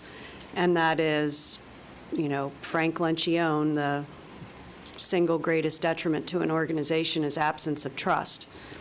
And so when we 5 trust staff as much as we trust an external consultant, we will probably use fewer of them. And so the magic to it is exactly as you said, Commissioner Zimbauer, is the right mix of who can get it done faster, the most appropriate way. But it also comes down to us trusting our team, as any leadership organization should trust their senior management team. Agreed. Great comment. Tim, I got a couple questions, if I may. Under the personnel cost for the mid-year adjustment and across the board and the merit, does that include all 5 constitutional officers? The total cost of a full year in the general fund of a 3% increase is $1.1 million for BCC only. It's about $100,000 more if you add the property appraiser, the clerk, and the supervisor of elections. Typically, the tax collector, they submit their budget to the state, so we don't always include them in our estimates. And the sheriff's office, we do have some information to estimate what their 3% would cost, but the sheriff's office was not included in the forecast that we showed. I believe the sheriff's office, all 5 constitutions need to be included. Has to be. I mean, it not being included, it's just wrong. Because it's such a high number. By saying that it's not, I'm having now reservations looking at these other numbers. I'm curious where the red line and the green line are now. So I'd like to see an adjustment to make sure that all 5 constitutionals are included. We can do that. Okay. With that, I'm sure you've made some adjustments because we're all seeing it daily now with the gas pump. Where have you put our fuel cost anticipation? Yeah, so our investment advisor advised that we'd be looking at 5 to 6% increases on operating. We think that number is going to be much higher for fuel. So whereas we would normally spend about $3 million per year in fuel, we think it could be easily up to $4 million. Well, I think that needs to be addressed because I know that the sheriff has a lot of vehicles and you see them on the road a lot, and as well as we do. That cost is going to go up substantial. When, I went to dinner last night, gas was at $4 a gallon. When I left dinner last night, it was a $4.20 a gallon. It was. I'm amazed at what I'll be amazed what it is when we leave this meeting today. So I really, and I'm not trying to tell you what the number is, but we need to take a hard, serious look at what we need to anticipate or how we need to hedge our finances to make sure that we're keeping the budget somewhat whole, the green line, red line, so to speak. Can you just give me 2 more minutes? I'm just raising my hand and let you know I'm over here for a question. I got you. I want to make sure that we include all 5 constitutional officers, not 3.5. The other thing is that I've been hearing that the governor is going to be raising the minimum starting wage of highway patrolmen. What that's going to do is I would imagine, I've not spoken to the sheriff about this, but it would have the sheriff's costs go up. I'm assuming that that's included in here too? Yeah, we will get the sheriff's official request on May 1st. So we did increase the estimate for the sheriff's office in FY23, but we don't have all those numbers today. Okay, and again, don't get me wrong, I want to give everyone mid-year adjustments. I want to do the end of year. I want to do merit. But I remember back in the day in 07, 08, that when the market crashed, we had to balance the budget on the backs of the county staff. I don't want to do that this time. I want to make sure we have a solid plan moving forward, not what are we going to do when something happens, so that we actually understand what's happening year by year. That takes me to Sunrail. You and I have had this conversation several times. We keep on talking about it, but I don't see a plan yet. I really think we need to see a plan. What that plan is, you're the experts. Come up with one. Give us some options. Because if we're waiting for September, I think then we need to come up with a plan. So I really think that we need to be looking at this. And I think David Johnson did a great thing talking about micro and macro. Macro is, global conflicts, inflation, interest rate, supply chains. That all needs to be put into here as well. All 5 constitutionals, inflation, supply chain, what are we expecting, so that we're actually looking at this holistically instead of just piecemealing it. I don't want to piecemeal this budget. I want to look at it whole total over the next X amount of years. I know we can't go too far because then it doesn't become realistic, but we should be able to look at it realistically for the next couple years, but we got to look at all those numbers, not just pick and choose what we want to look at. That's my comments.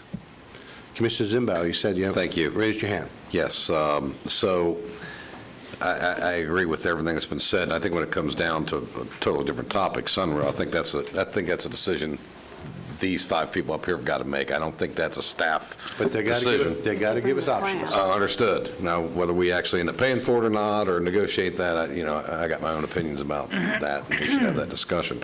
But the reality is, on this fuel cost and these other increases that we're all going to incur, the reality is this: government's in the best position during inflation than any other entity. As the cost of goods and services go up, the tax base increases, the revenue increases.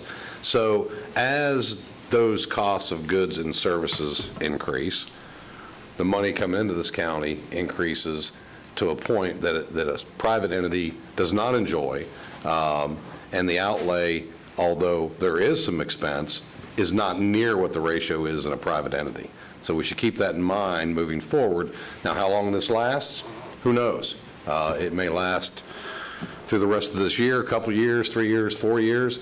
So I'd like staff to have a real drill down on, at least in the short term, what that inflationary income and the increased tax revenue created by the increase of cost of goods does to our budget, so that we can manage that budget and our taxpayers' dollars the best way possible. That's all. Thank you. On the board? Thank you, Tim. Thank you. Good job. Given a lot of homework.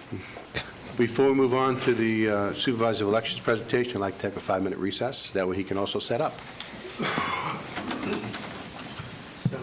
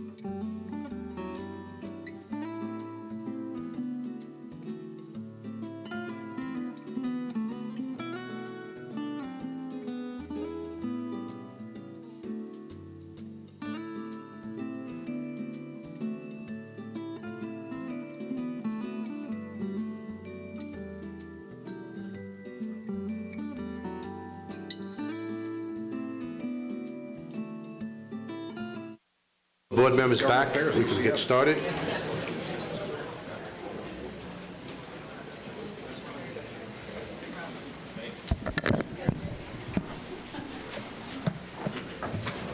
I'd like to reconvene the Board of County Commissioners meeting.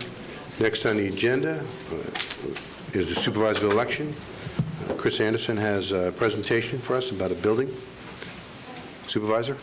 Good morning. Thank you for giving me the opportunity to be here this morning. And let me just start out by saying, I know that every time you see me that I come at a cost. Our office is not an office that has a revenue generating, unless you want to talk about the 10 cents per candidate petition that we collect or the 40 cents that we collect for initiative petitions. So other than that, I do understand that where our office is in the grand scheme of things. And as we talk today about the investment into the future of our office and elections integrity, I look forward to having many more discussions about how we get to that point.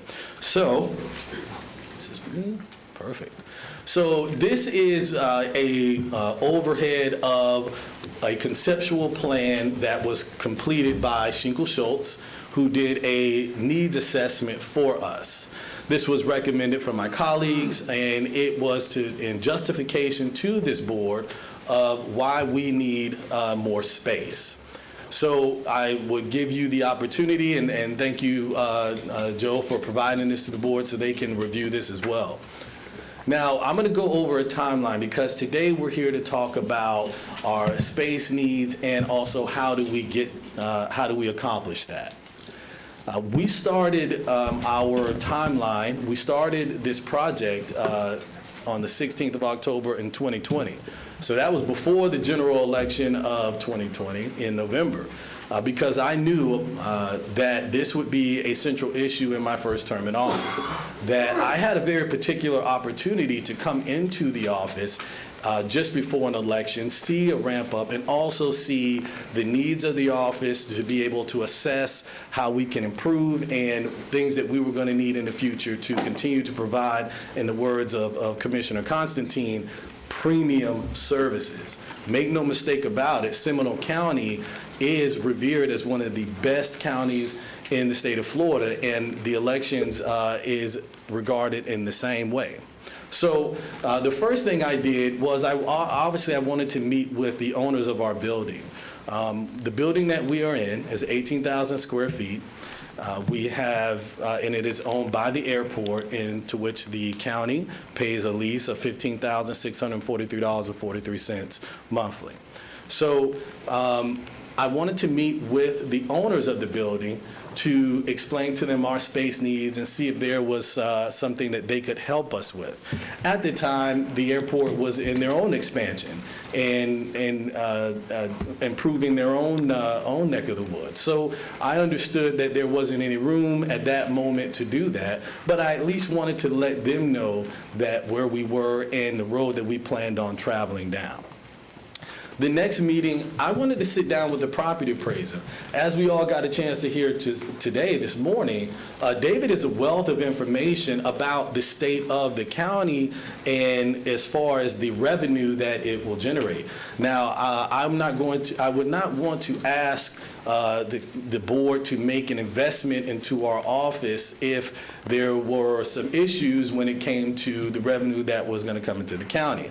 The way I look at it is when my son says, "Dad, can we go to GameStop?" He's not doing that because he wants to talk to me about how cool the new Madden game is. It's because I'm the funding source for this for that particular endeavor. So I wanted to make sure of the same things after I spoke with David. Having spoken with David, he explained that our tax roll was, your tax roll was in good shape, and I felt better about moving forward with our building project. Now, the next step is I asked him to recommend a commercial realtor. Because I did not want to come to the board without being able to provide a couple of options, right?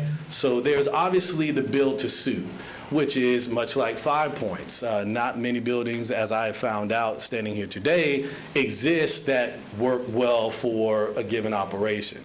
there are some improvements that a tenant has to make in order to make the building work for them. However, there still needs to be you still need to take a look at both options, which is, okay, a leasing option. So as I toured other offices, I saw some SOE offices that were a build-to-suit, and I saw some offices that were leasing, where they came in and made some improvements. So that kind of led me down that road. You will find in this presentation that I moved very quickly. I did that because the Supervisor of Elections Office has a very small period of time where we can actually adjust and make changes. I always tell people that when you think about the Super Bowl, the planning of the Super Bowl happens the day after the last one ended. And that's what we do. We are your planners in this county. So we are constantly planning and preparing for the next time up. So after meeting with David Johnson and meeting with our commercial realtor, we started looking for properties. But I wanted to make sure that each individual commissioner was aware of what was happening and what was going on. Wanted to take you to GameStop with me, as the analogy that I just gave, because the county commission, you are the funding source for our office. So I want to make sure you knew that we were looking into this, and also what our needs were. And one of the first meetings I had was with Commissioner Lockhart, and I met with all of you. And I want to thank each and every one of you for taking the time to hear our needs, and also the feedback that you gave us in options that we could explore in that path. Now, the next thing is space study. Now, as you can see, from October to the first week in the next year in January, we moved pretty quick. And we were already discussing a needs assessment or a space study, which is something that was recommended that we do that would justify the needs in which we were speaking of. Not only did I do that, but when I met with each commissioner, I showed pictures. I showed you pictures of what we had, and I also invited you to come and see it for yourself. There's nothing like showing yourself approved, and again, I appreciate each and every one of you taking the time to come over to our operations to see exactly what we were speaking of. So having the opportunity to sit down with Schinkel Schultz, they did our needs assessment, and they also did a conceptual plan for us. The needs assessment, you will see, spanned over a couple of months, a couple of meeting times to understand what our needs were, get some measurements, and they did a fantastic job. I want each and every one of you to know that the individuals that I chose to work with on this project were individuals that were familiar with the process with the county. They also are familiar with the fact that there is not a bottomless checkbook in this building. That, no, we do have to be very fiscally responsible with tax dollars, and that we need to be very cognizant of the cost of everything that we do. So having to work with individuals that have a relationship with the county was very important to me. So, and that is one of the reasons why Schinkel Schultz did our project, helped us with our project. Now, as I came in, I met with different commissioners. A suggestion was, what about the old Midway Elementary? I had never seen that location before. We do use part of that location as Precinct 52, as a matter of fact. However, I explored that option. So we went there, we took a tour of it, and one of the first things that was said to myself and to our staff was, yeah, we get a lot of break-ins in this area.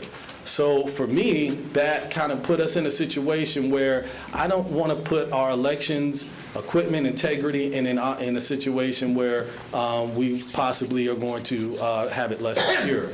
So we also saw some things that it was going to require a lot of tenant improvements to bring that space up to be able to address our needs. Another thing is the location of it. It's kind of difficult to find it, and there's not adequate parking because the Supervisor of Elections Office has to serve as an early voting site per Florida state statute. So, and we'll talk more about the properties as I get to the end of the presentation. The next thing we did is we sat down and we had I made a phone call to the county leadership, and I said, you know, 5 points is not off the table. And I want all of you to know that I don't have any objection to our offices being located at the 5 Points project. Quite frankly, it is further south. We get complaints about being in the location that we're at, but as I have to explain to voters, we are required to be in the county seat by law, so that means being in the city of Sanford. So we don't have a lot of wiggle room as far as our location is concerned. So as we move through this project, I want all of you to know that there is no objections to 5 Points, providing that it addresses our needs. As we got into the discussion of 5 Points, that happened in February of last year, we were then told that we're going to speak with you separately, and we were removed from that discussion. That discussion for us never picked back up. It never continued. Nevertheless, we continued to move on in our building project. One of the things I did is I wasn't going to just sit behind the desk and not help myself and get out and find some places on my own. So that's what I did. The reason why is because as a deputy sheriff, I have a knowledge base of this county. That's one of the reasons why we had an early voting site in the city of Altamont. It's because I patrolled that area and I knew that that area had places available. You just got to get out there sometimes and go find it. So that's what I did. And in the city of Sanford, there is a project called Northport Industrial Park. And they are building some very large buildings out there. And one of the reasons why is because as this country transitions into a e-commerce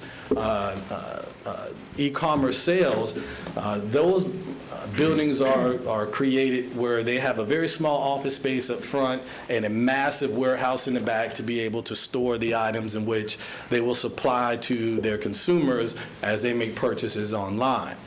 But I wanted to still go and take a look. And just so you all are all aware, there is not a building that we looked at or toured that a member of the county staff was not with us at the time. Again, I'm always trying to include and bring everyone along so they know exactly what we're looking at. Now, I want to touch on really quickly the space study. The space study essentially said we needed to be in 38,000 square feet of space yesterday, and 45,000 square feet of space today, or 10 years from now, and 52,000 square feet of space in 20 years. So we had kind of an understanding of what we needed to look for and where we needed to be. As I mentioned about the 5 Points project and the discussion, that kind of stopped at some point. However, we continued to meet with Shinko Schultz, move through our needs assessment, and understand, and they got to understand better what our needs were. On the 18th of February, Commissioner Zimbauer came over and also took a tour. Again, bringing the commission along to let each and every one of you know exactly what we have and what we need when it comes to our space.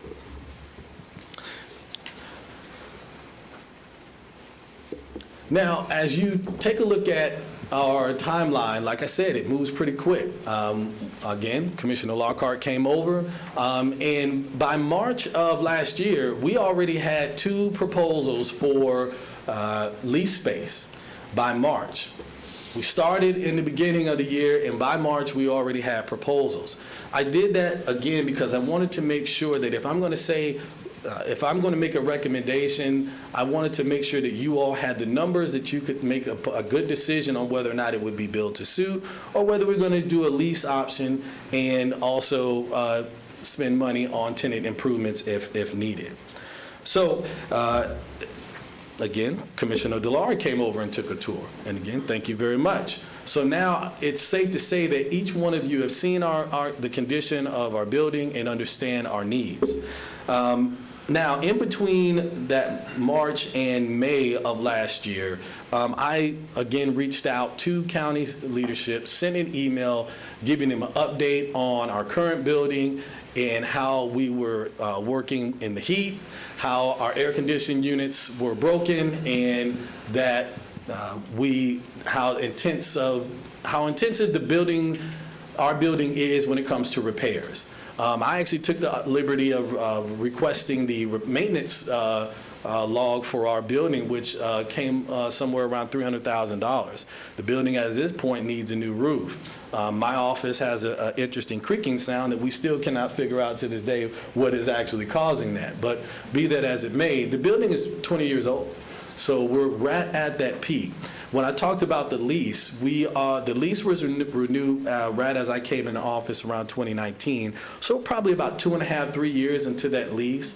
So our timeline to that we have suggested being in a new building within 2024 from when we started this project actually marries up very nicely to the end of this lease and going into another space.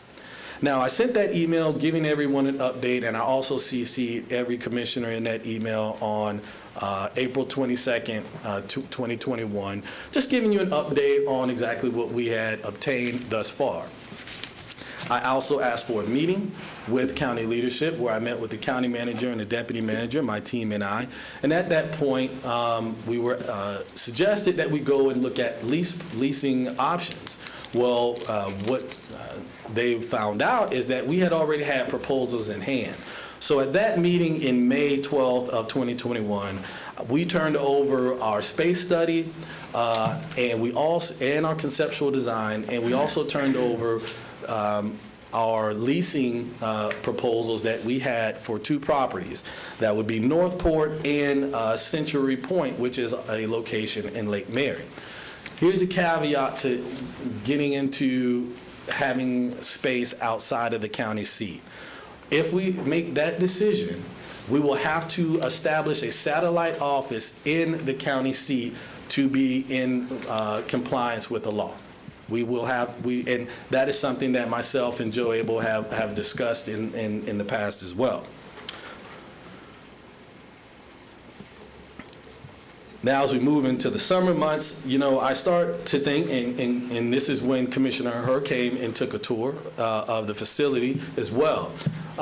We started thinking, okay, well, maybe we got to think a little bit more outside the box. Maybe we need to look at modular units. I found out about something called concretables. These are things that the schools use very much, and I actually went to the schools, met with Joy Reid. They gave me tours of that. What I learned is that is a very temporary solution. They're actually moving away from getting into the module and concretables. I went and took a tour of one of the schools that is actually having construction done right now. Those concretables, I'm 6'3", pretty tall guy. Joe, I don't know if you would have been able to get in there. It's pretty tight. It's pretty tight. And what I was looking at is my office has a property across the street that is wide open. And it is owned by the airport. And I'm thinking outside the box saying, okay, well, maybe we're going to put maybe some portables across the way there. That would require a ground lease with the airport. And then that would require some cost and, again, tenant improvements. And is that really going to meet our needs? We assessed it. We went down to Orlando. We went to Wilcox. And we met with some representatives. We took tours down there, and we realized that that was not the best way to spend taxpayer dollars. That we need to be planning for the future of this office and in the spending of the money versus trying to put a Band-Aid on something which is just going to cost us more money down the road. With every, as I always say, we've heard the term kicking the can down the road. With every kick, it's going to cost us more money. Again, I sat down in July with the county manager, Joe Abel, and that's when we came to this building because the clerk moved out of the second floor of this building. So I'm saying, okay, well, if we're going to explore options of being outside of the county seat for our main office, we're going to still have to have an office here in the county seat. And we walked around and took a look at some of the office space that was available upstairs as an option to do that. The next thing, I got back out and drove around again, and I found a building called the Pella Building, and some of you might be familiar with that. Pella Building is right across from South Seminole Hospital on 434. That building is up for lease. It's got 33,000 square feet of space. One of the things I noticed in the lease proposals that we had, they were all at 52,000 square feet. Joe and I, we had a conversation where, we can make accommodations if we had a warehouse that had a second level to it, had at least a 27-foot roof or ceilings. At this point, we don't have that. So I don't really refer to our warehouse space as a warehouse. I refer to it as a storeroom because we can't stack. If I go any higher, we're violating the fire code. So we are completely on the ground floor, and it's covered at this point. We're walking sideways through the warehouse as is. So if we were able to at least be able to stack some of our equipment, that could reduce the need for 52,000 square feet, and maybe we could start looking at something a little bit less. That also reduces the cost to the taxpayer for the amount of the lease proposal. So the Pella building was around 32,000 square feet of space. As we went through this, we realized that a lot of things, actually. Number one, that building doesn't have an elevator. It's a two-story building. It has to be ADA compliant. Why? And that is because being an early voting location and being a government building, it has to be ADA compliant. We would have had to put an elevator in that building. We would have had to, the warehouse space is not air conditioned. They have 18,000 square feet of warehouse space available. However, it's not air conditioned. And the reason why it has to be air conditioned is because your ballot paper has to be air conditioned, because if it's not, when it goes into the tabulation machine, it has a propensity to jam, and that is something that we do not want to happen.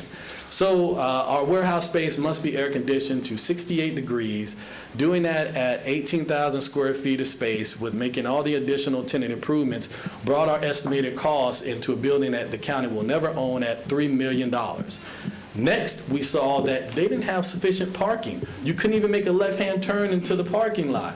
And listen, the owner of the building was willing to do whatever we wanted to do, right? They understand that having government offices is a great tenant. However, they were willing to move the retention pond in order to try and make this work. But unfortunately, because of the location and the cost of acquiring that location, it just would not work well. The cost was just too expensive. So we continued to move on, and I had to kind of think outside of the box a little bit more. What else can we do? It was suggested to kind of consider a P3 venture. Now, I'm the supervisor of elections. I wasn't familiar with a P3, but Google is a great friend. So you show yourself approved and you learn what you need to do as a leader. You don't necessarily need to be the most intelligent person in the room, but surrounding yourself with those individuals really does make you even more successful, and that's exactly what I did. So I put myself in the room with individuals who knew what a P3 was, and which is a public-private partnership, essentially where a private entity is willing to take on the liability and the cost of the building and lease it back to us for a set period of time in a triple net lease. So that's exactly what we did. Myself and Joe Abel sat down with Seminole Acquisitions and Dover International, and I brought them in. That was our very first meeting. And again, as I said, keeping everybody in the loop, bringing them along the way. This is a new venture that we're looking at. We go down this path of having a P3 venture. I'm very pleased to say that was another proposal now that we have, and we were able to obtain that proposal in the first part of this year. I wanted to rework the numbers. Working with Dover International, they were able to take a look at some of the costs that were initially quoted to us, and they assessed them to be a little high. We went back, asked them to adjust their cost and their proposal, and we, as of right now, have a proposal that is ready to be reviewed and looked at. So having done that, we went back to the airport. I wanted to always be in constant communication with the airport and to let them know what we were doing and and how far we had gotten along. I decided to have a meeting with them at the end of last year just to let them know where we were at, see if anything changed in their neck of the woods, see if maybe they found some money somewhere that they might be able to help us out. And we actually sat down, we got on Google Earth, and we kind of looked at the property. One of the things that we looked at is, right behind our building is their overflow lot. To which they don't want to expand any building into that.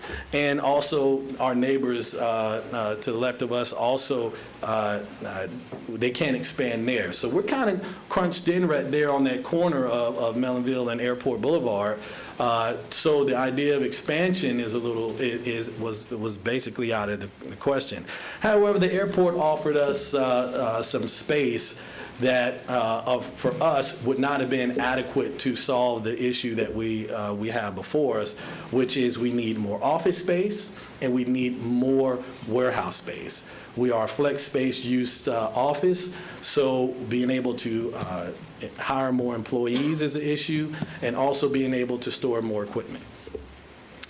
And lastly, I'll finish up by saying, now that I have gone through all these different avenues of build to suit, to lease, to a P3 venture and putting that together, I wanted to then circle back around with every commissioner and give them an update, give each of you an update on what we had put together in the over a year and a half that we put into this project.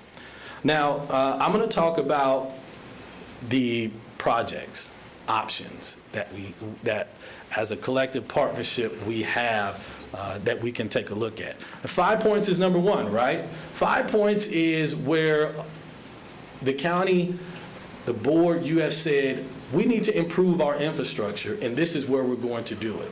Included in that improvement are all constitutional offices, except for the supervisor of elections. However, I appreciate the fact that you want us there, and I think we need to explore that option. And that's what we've been working on thus far. There are some pros and cons to that. Obviously, the pros is it's in the county seat, it's county-owned land, and we can do a build to suit. It works out very well.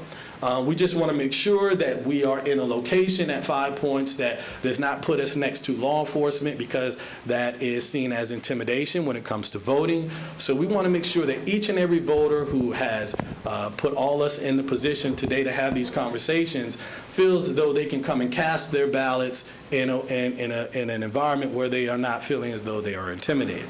So we're looking at right now as we speak today, putting us in an area that is over on the other side of the museum, over where juvenile justice is, and that area, if I understand correctly, Joe, that's what we're looking at right now.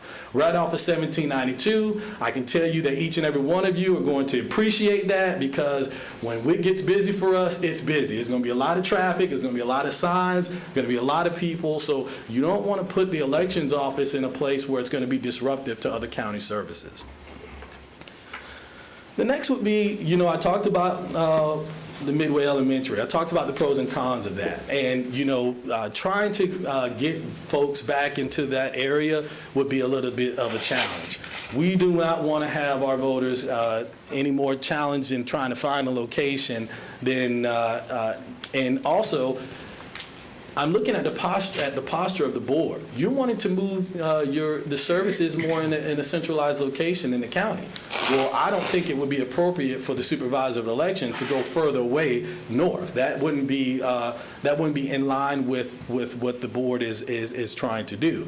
To which I agree with. I think we should be more centrally located as well. Northport Industrial Park, great facility. It's huge. It's got, truck docks. The issue there is it doesn't have a lot of parking because, again, it's built to sustain a very limited office staff and to load some trucks and to get in and out. So we have to have parking. That's just a must. We have to have that because we are early voting location. And I can tell you right now, I anticipate our traffic at our office is going to continuously increase if we decide to move further south, because we're going to be in a more centrally located area. So people are definitely going to want to come use our facility. I talked to voters in 2020, and I asked them, why are you choosing to vote here at the Supervisor of Elections office rather than the other 7 locations that don't have any wait times? It's because we believe that our ballots will be counted. It's safer in this building. And of course, their ballots are safe no matter where we are. However, this is what our voters are saying to me, and I hear them. Century Point. Century Point is in Lake Mary. Again, establishing an office outside of the county seat puts us in a situation where we're going to have to establish another satellite office. That's more employees. That's more space. That's going to put more stress on our thin staff as it is. And also too, the tenant improvements in that building, they're going to be around $3 million. We already got that estimate to which I can supply the board. That came from Hanson Construction.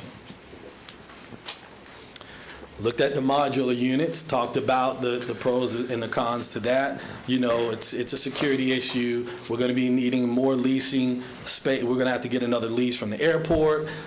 It's truly an expense for a short-term solution with a limited build-out configuration. Lastly, we will talk about the Pella building. As I explained, it's just not ADA compliant. You're going to spend a lot of money in a building that you're never going to own, and that's just putting good money after bad. And I don't think we should do that. I would not recommend that. The cost of it, because you're going to have to amortize the cost of the tenant improvements back into the lease, will put us at about $65,000 a month for 33,000 square feet. The P3 deal that we have on the table right now is $65,000 a month for 45,000 square feet of space, with the ability to expand in the future. So if we're wanting to compare deals, obviously the Pella building would not be our best choice. Talked about the possibility of airport expansion, and obviously we would not need to move. That's a win for us, which is one of the reasons why that was the very first meeting that I chose to take, is because not having to move is a big plus for us. However, we have the building itself has some structural challenges. I'm not an expert in that. I would recommend that if that is something that we would want to do, that we would have to work in conjunction with the airport and maybe take a look at the building to see if it's even worth doing that. I can just tell you in my time there, that building needs a lot of work. So Elevation Development gave us a quote. They were, I did not just want to get when we talk about the P3 project, just one voice in that discussion. I wanted to get another comparison. And this is another comparison for the P3 project that we looked at. They want to charge us $109,000 a month. I don't even think I need to go any further into that. That's a little high, and they weren't willing to adjust their costs, so we needed to move forward from that. Dover International was our commercial realtor company that we used. They facilitated and worked with us with this P3 project. And as of right now, like I said, 45,000 square feet of space. We have a building. We have a conceptual plan to which we've already paid tax dollars for. And we have a deal on the table where we're at $65,000 at a monthly cost for 45,000 square feet of space, with an option to expand in the future, looking down the road. It is in the county seat. It is a build-to-suit, which works well. It meets the office and warehouse needs. We have created a circular parking. We designed that along with Schinkel Schultz. We work very closely in doing that. And also, we have flexibility there. We have a lease option to purchase. Prime example. So January of last year, I was at the Supervisor of Elections orientation for new supervisors. And while I was there, I decided to take, and I was in Leon County, I decided to take a tour of the building. They have about 200,000 voters, which is much less than us. We have 332,231 voters. We just added 2,000 voters in a month. Central Florida is the fastest growing area in the state, 10th in the nation. The idea that our services are going to shrink, I haven't seen it yet. And I don't think, and as we've heard from the property appraiser, we're just going to be more of a demand because, I mean, let's be honest, Seminole County is a pretty awesome place to live. Now, back to the P3, you know, you're talking about $1.44 per square foot, $65,000 a month, and they're willing to sell us that building when and if we, as a commission, decide, if you as a commission decide that that is something that you want to do. Now, Leon County did that. They are in an old Ashley furniture store. Now, retail space, if I understand correctly, is one of the most expensive forms of space that you can actually lease. The county there decided to purchase their building at a cost of $5.4 million because they wanted to get out of the leasing business. And I would say, looking at the 5 Points project, that that's exactly where our county is as well, to which I agree with. So I wanted to make sure that I delivered that to the board, that there was some flexibility in making a purchase if we decided to do that rather than wanting to continue a lease. The location of this can be, it needs to be consistent. It's got to be in the county seat. If there are any ideas of where that could be, I'm all ears. I'd love to hear it. We have a proposed location, which is 4430 Canyon Point, which is right off of East Lake Mary Boulevard. That is, if I understand correctly, the county has a strategic plan for that area, which does suggest that a building like this could meet some of those needs. So that kind of marries up quite nicely as well. So what are the next steps? You know, what I'd like to do here today is I'd like to ask you as a board to do a couple of things. If we could come to a consensus on our space needs, and also to, if the board would mind directing county staff to continue to work with us to figure out a solution to addressing our needs, both today and in the future as well. The first option, obviously, is a build-to-suit, 45,000 square foot building, which is at a 10-year build, and our timeline is around the first quarter of 2024.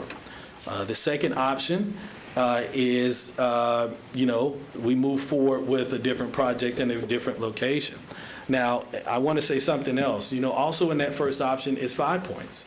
But the question is, where do we fit in with 5 Points? And I think that's a discussion that we will need to have with county staff and to see whether or not that works. I know that we can't figure that out today, but I would ask that the commission at least make a motion here today to get this, to figure out what option we're going to go with, and to have the county staff work with my team so we can figure out how we're going to address our needs both today and in the future. And with that, I'm going to close and open it up for questions. Again, thank you very, very much. Thank you, Mr. Anderson. Before we go to the board, is there any request to speak? Shani, is there any in the audience that'd like to speak on this issue? Can I address something? Judge, you absolutely have the right to speak.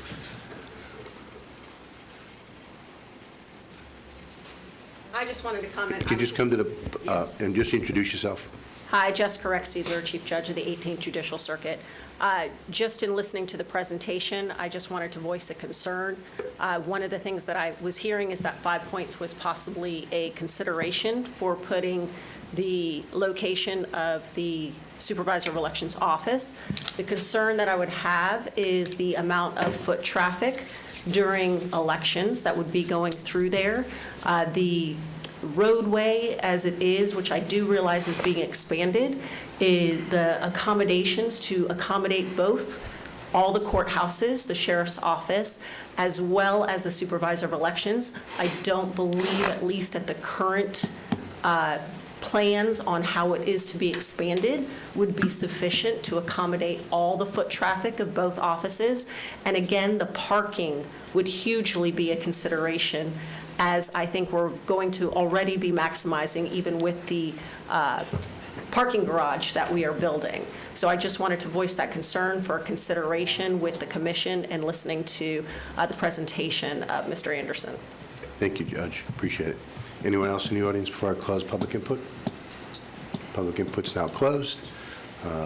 Before we go to the board, I'd like to ask the county manager, since you've been working with the supervisor of elections office for some time, do you have any recommendations for us before we deliberate it? Well, that's loaded. I would much prefer hearing your conversation before I make a recommendation that could be tanked in 15 minutes or less. There's no other, just want to make sure that you're having the opportunity to speak. I can tell you this, that I did spend the last year, almost year and a half, working with Chris on looking at every place that he looked at, I think, and working through this. Just one point of clarification, I think there was a comment or a bullet in the timeline that said we took 5 points off the table. We took 5 points off the table from a perspective that it could be done by 24 election. 5 points has never been off the table, and my recommendation would be that we continue looking at 5 points as a location for the supervisor of election. I think there's some options. You know, when we did the master plan initially with CGL, a lot of those offices were combined in the administrative building. I think to be able to peel some of those opportunities out of that building and have a standalone building is certainly something we can consider to talk about. I think at this point, the timeline would be my biggest concern. I don't know that I could commit to a first quarter of 24. I think we could work with Public Works to see, you know, the fact that he's already done some work with Schenkel Schultz to continue forward with that and look at the way to expedite the process. I think, you know, a more reasonable timeline to be expedited would be at best the summer of 24. But I think we can continue that conversation if that's the desire of the board.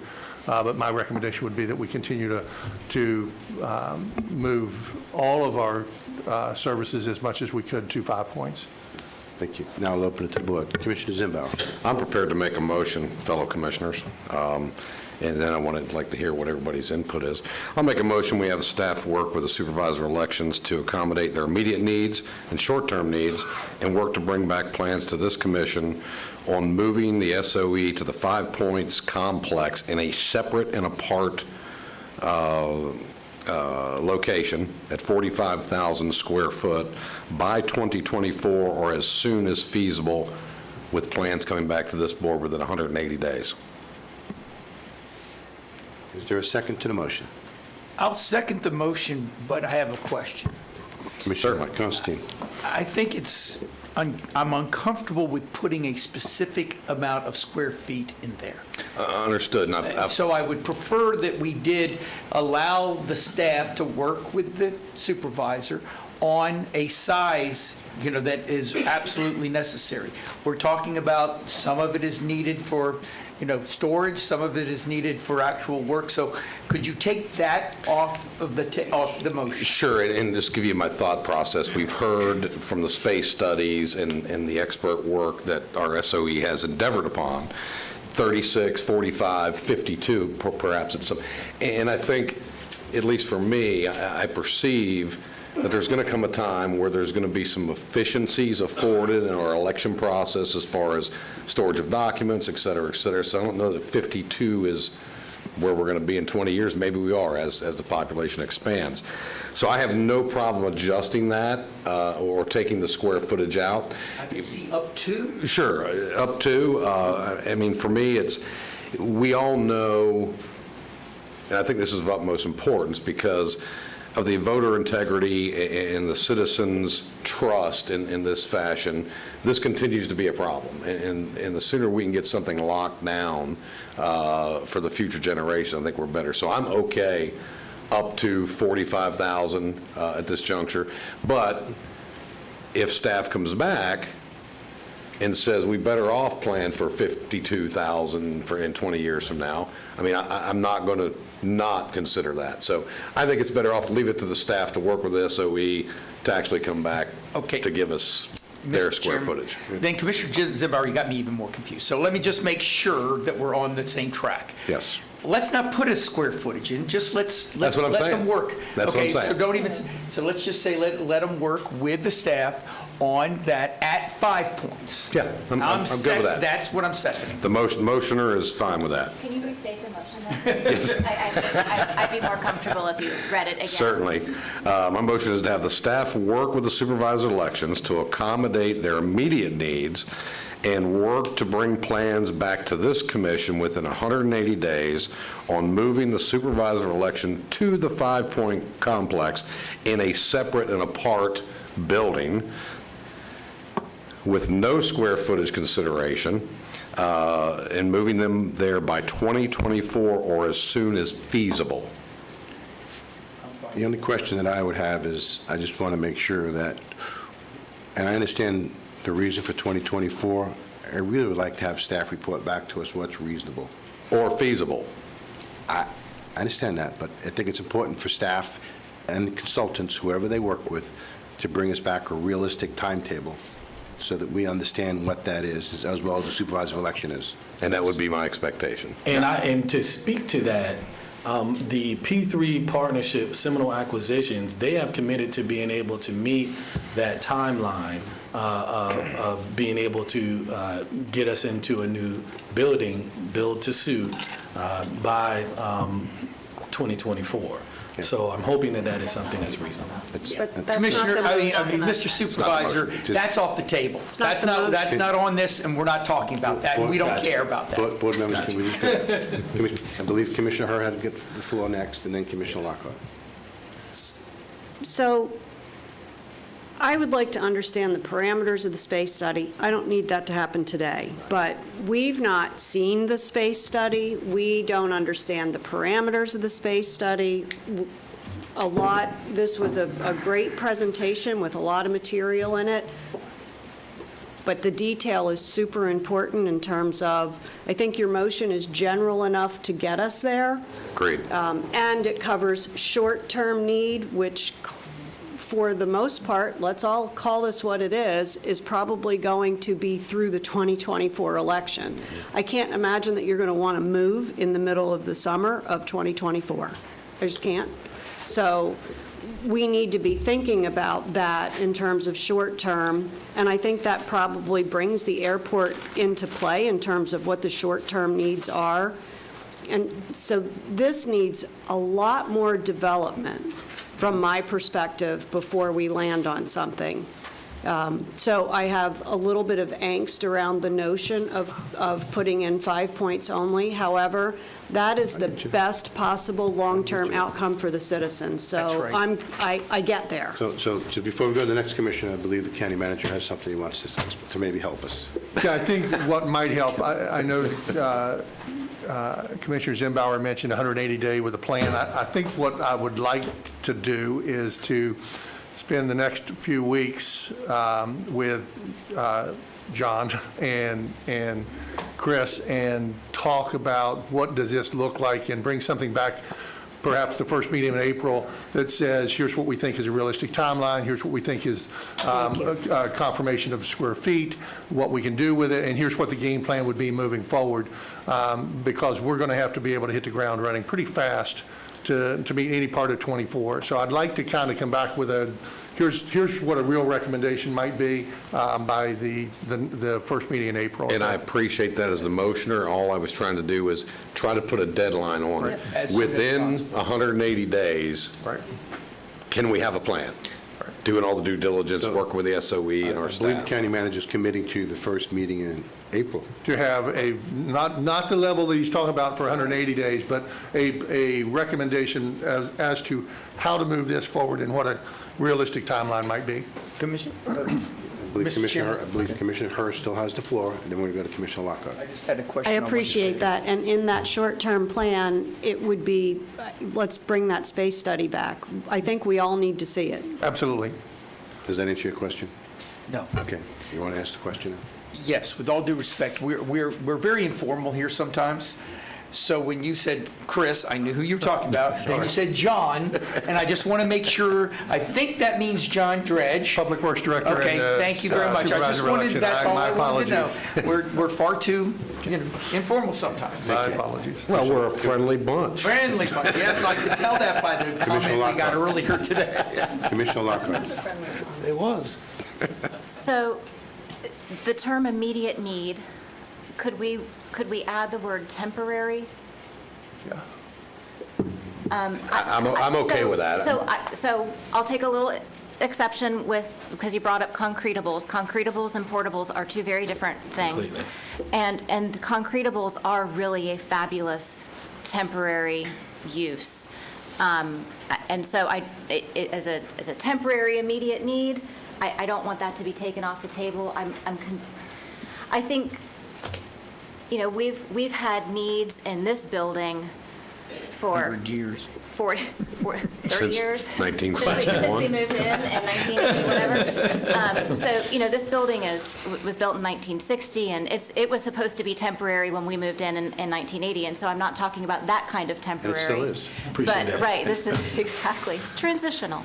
Transitional. It's transitional housing for us here. I don't want,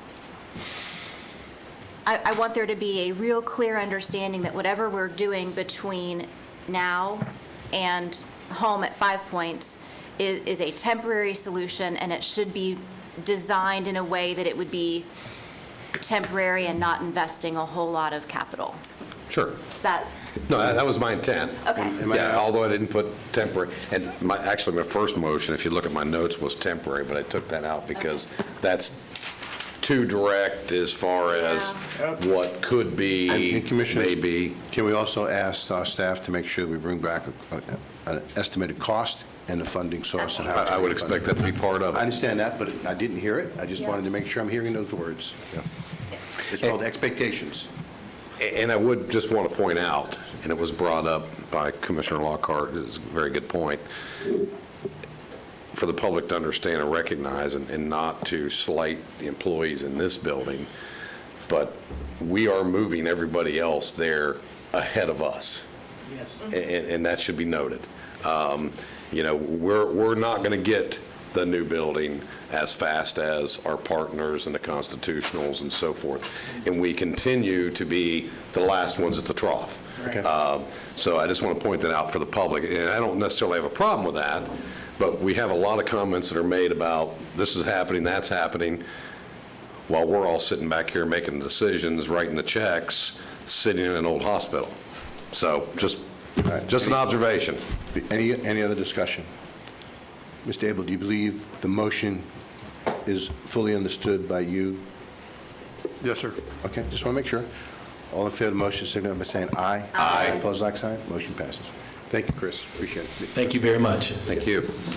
And of course, you'll take into effect the judge's comments and everything else as we're looking at the building, yeah, of course. Okay, it is noon. I'd like to take a recess for lunch, even though we haven't gotten to the consent agenda. You want to try to work through the You consent? think we can do consent agenda that Yeah. quick? Okay. Mr. Abel, is there any changes to consent agenda? There are none, sir. Okay. Is there any, pursuant to Florida law, the public has the right to be heard on any proposals except when the Board of County Commissioners is acting ministerial or emergency matters or is conducting meetings except from Section 286.011 of Florida statute. The public comment times for proposals, propositions is 3 minutes for individuals, 6 minutes for groups representing them.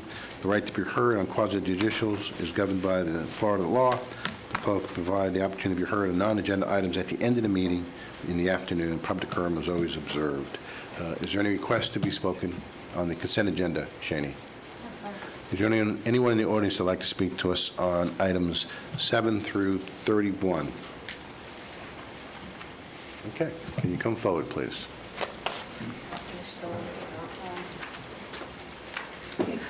Nancy Harmon, 752 Pioneer Way, Geneva, Florida. This is on the Monroe Trail conversation that I've sent emails on. I did get a very nice email yesterday from staff.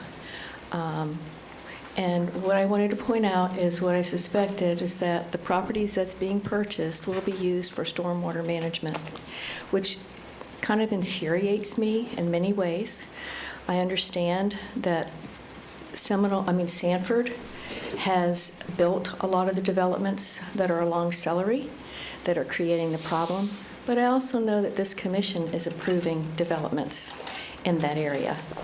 And it offends me when I see these developments that are very high density, which I know is a part of the code, it's allowed, but they're building them they're filling them to be like 4 and 5 feet above the next door neighbors, which creates a runoff that stormwater management will not capture.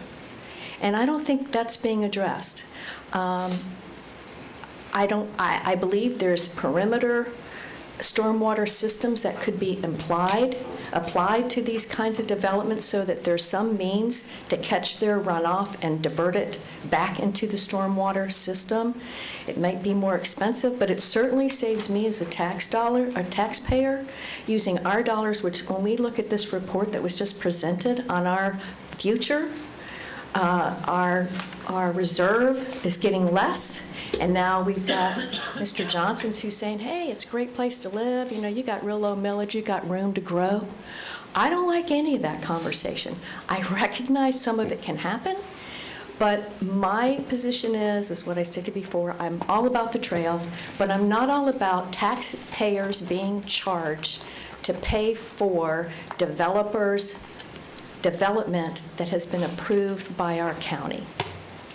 And Ms. Hartman, just for clarification, that was items 19, 20, 21, 22, and 23. Yes, sir. I just want to make sure. Yes. Okay. Thank you. Anyone else in the audience that'd like to speak to us? Close public input.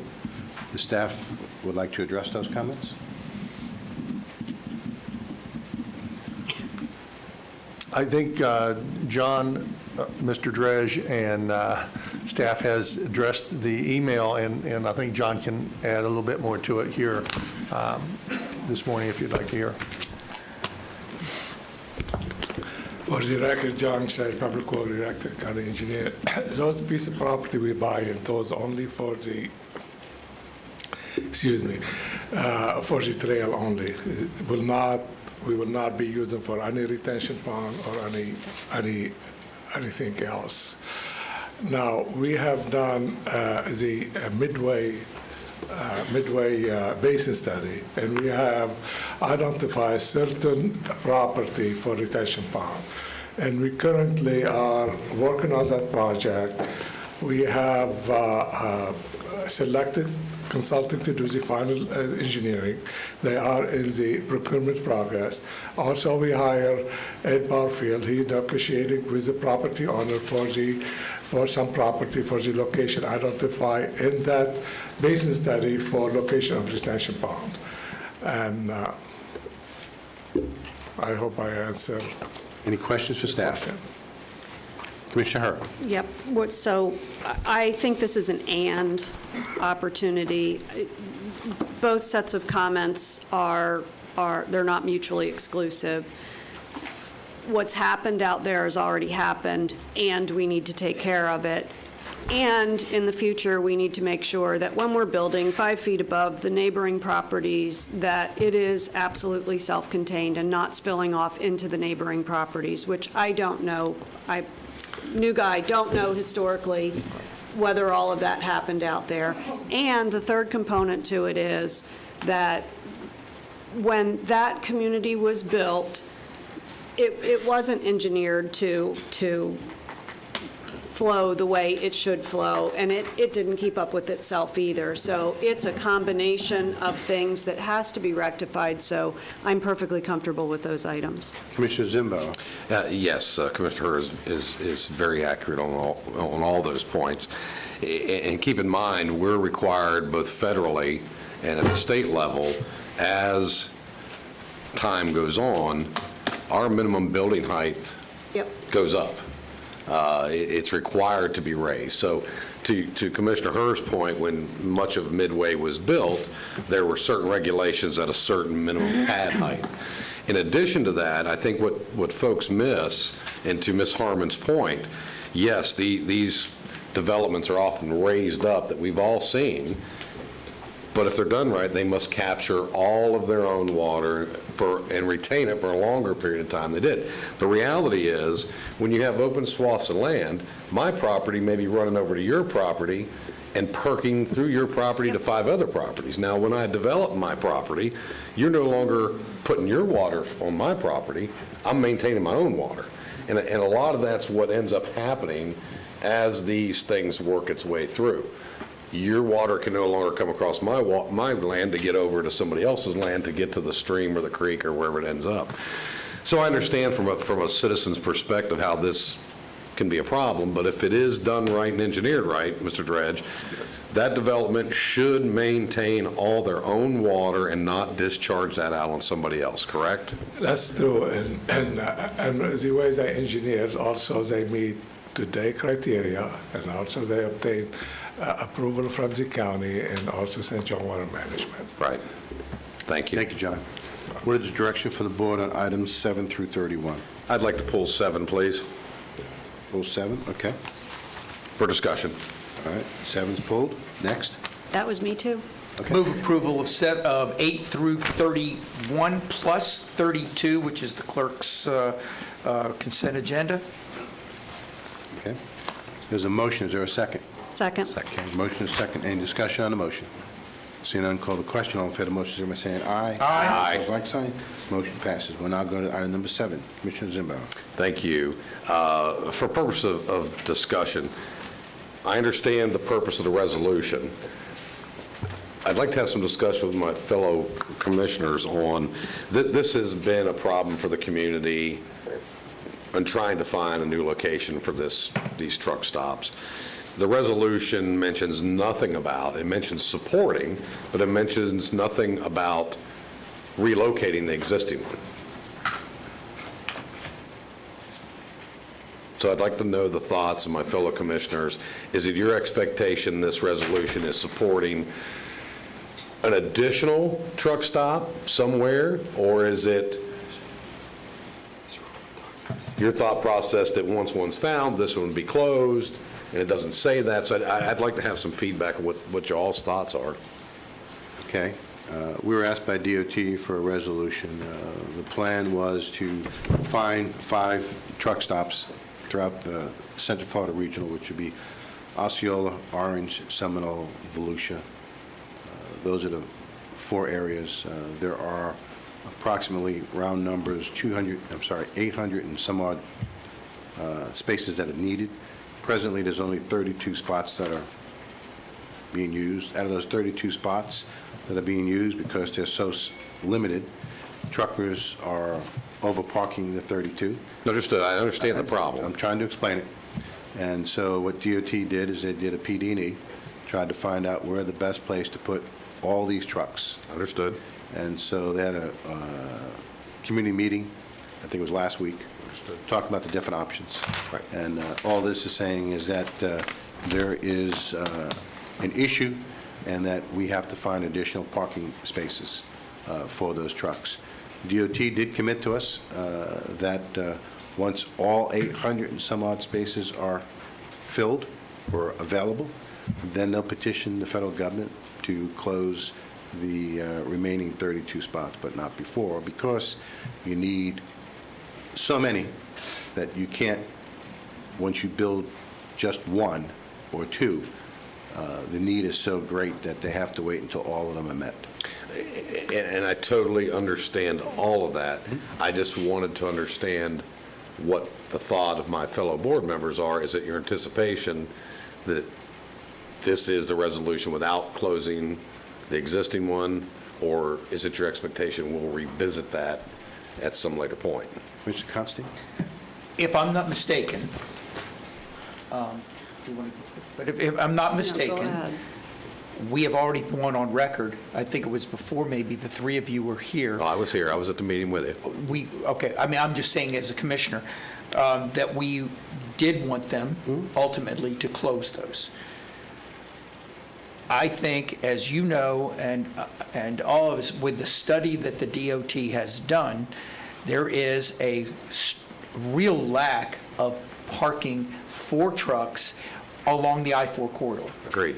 It's not good on 75, it's not good on 95, but it's horrific on I-4. So from my standpoint, I think that this will alleviate at the time, if they find an alternative, alleviate at the time the necessity to put it, or to have truckers go at the 2 Longwood stops, which should have been and have been in the past rest areas, now truck stops. So it will alleviate that concern, and hopefully with others, ultimately it will close it. I don't think that we're looking at it closing immediately, but we've already gone on record as saying we want them closed eventually. Commissioner Herr. My reason for pulling the resolution was a little bit different.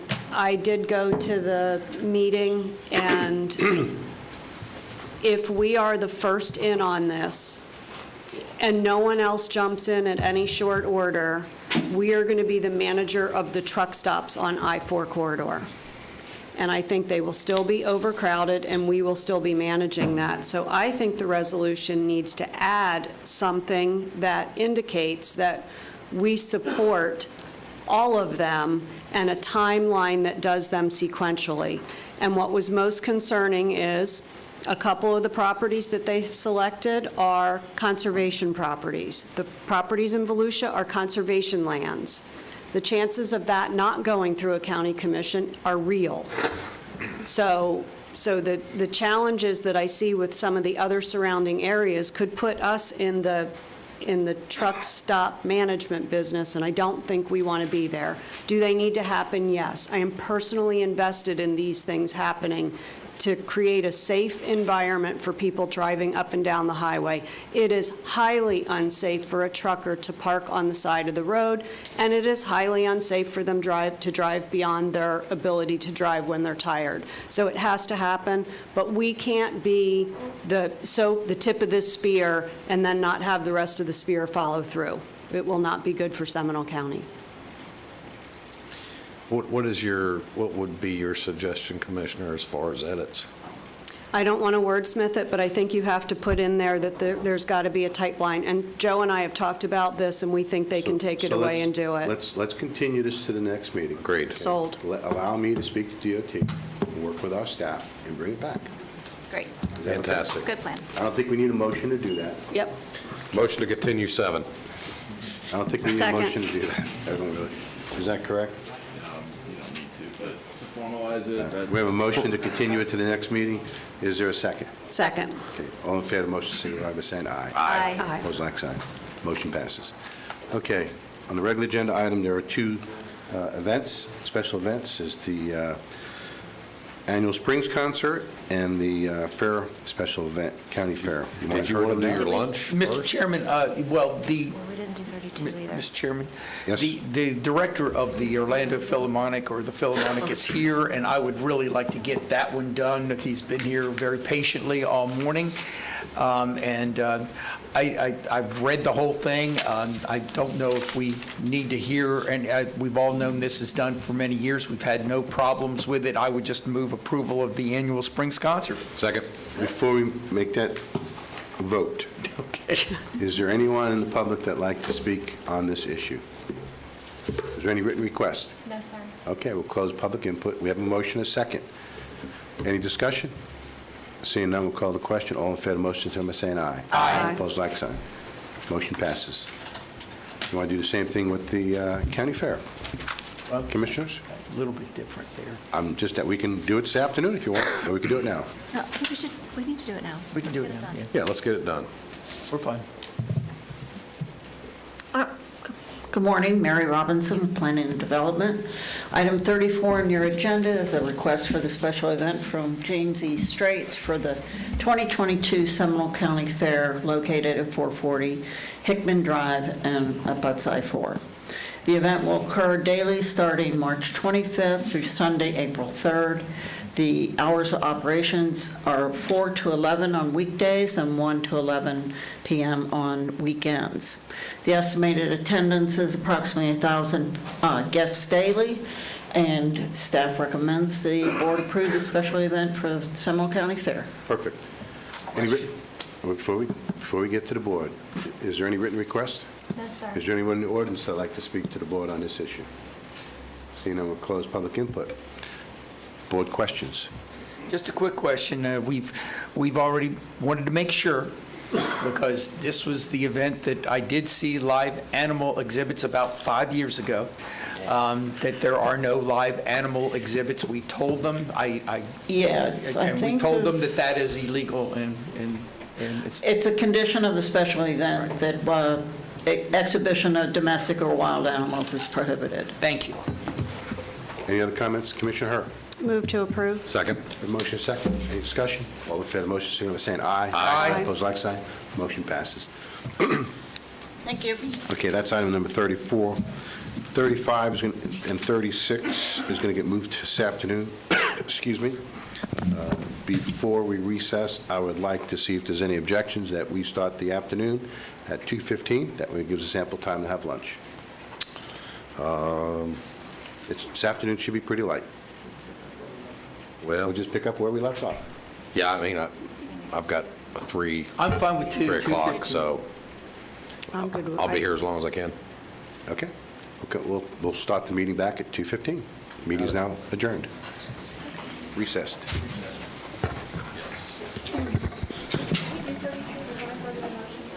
Yeah, I did I that. thought it was. Yeah, I put that on.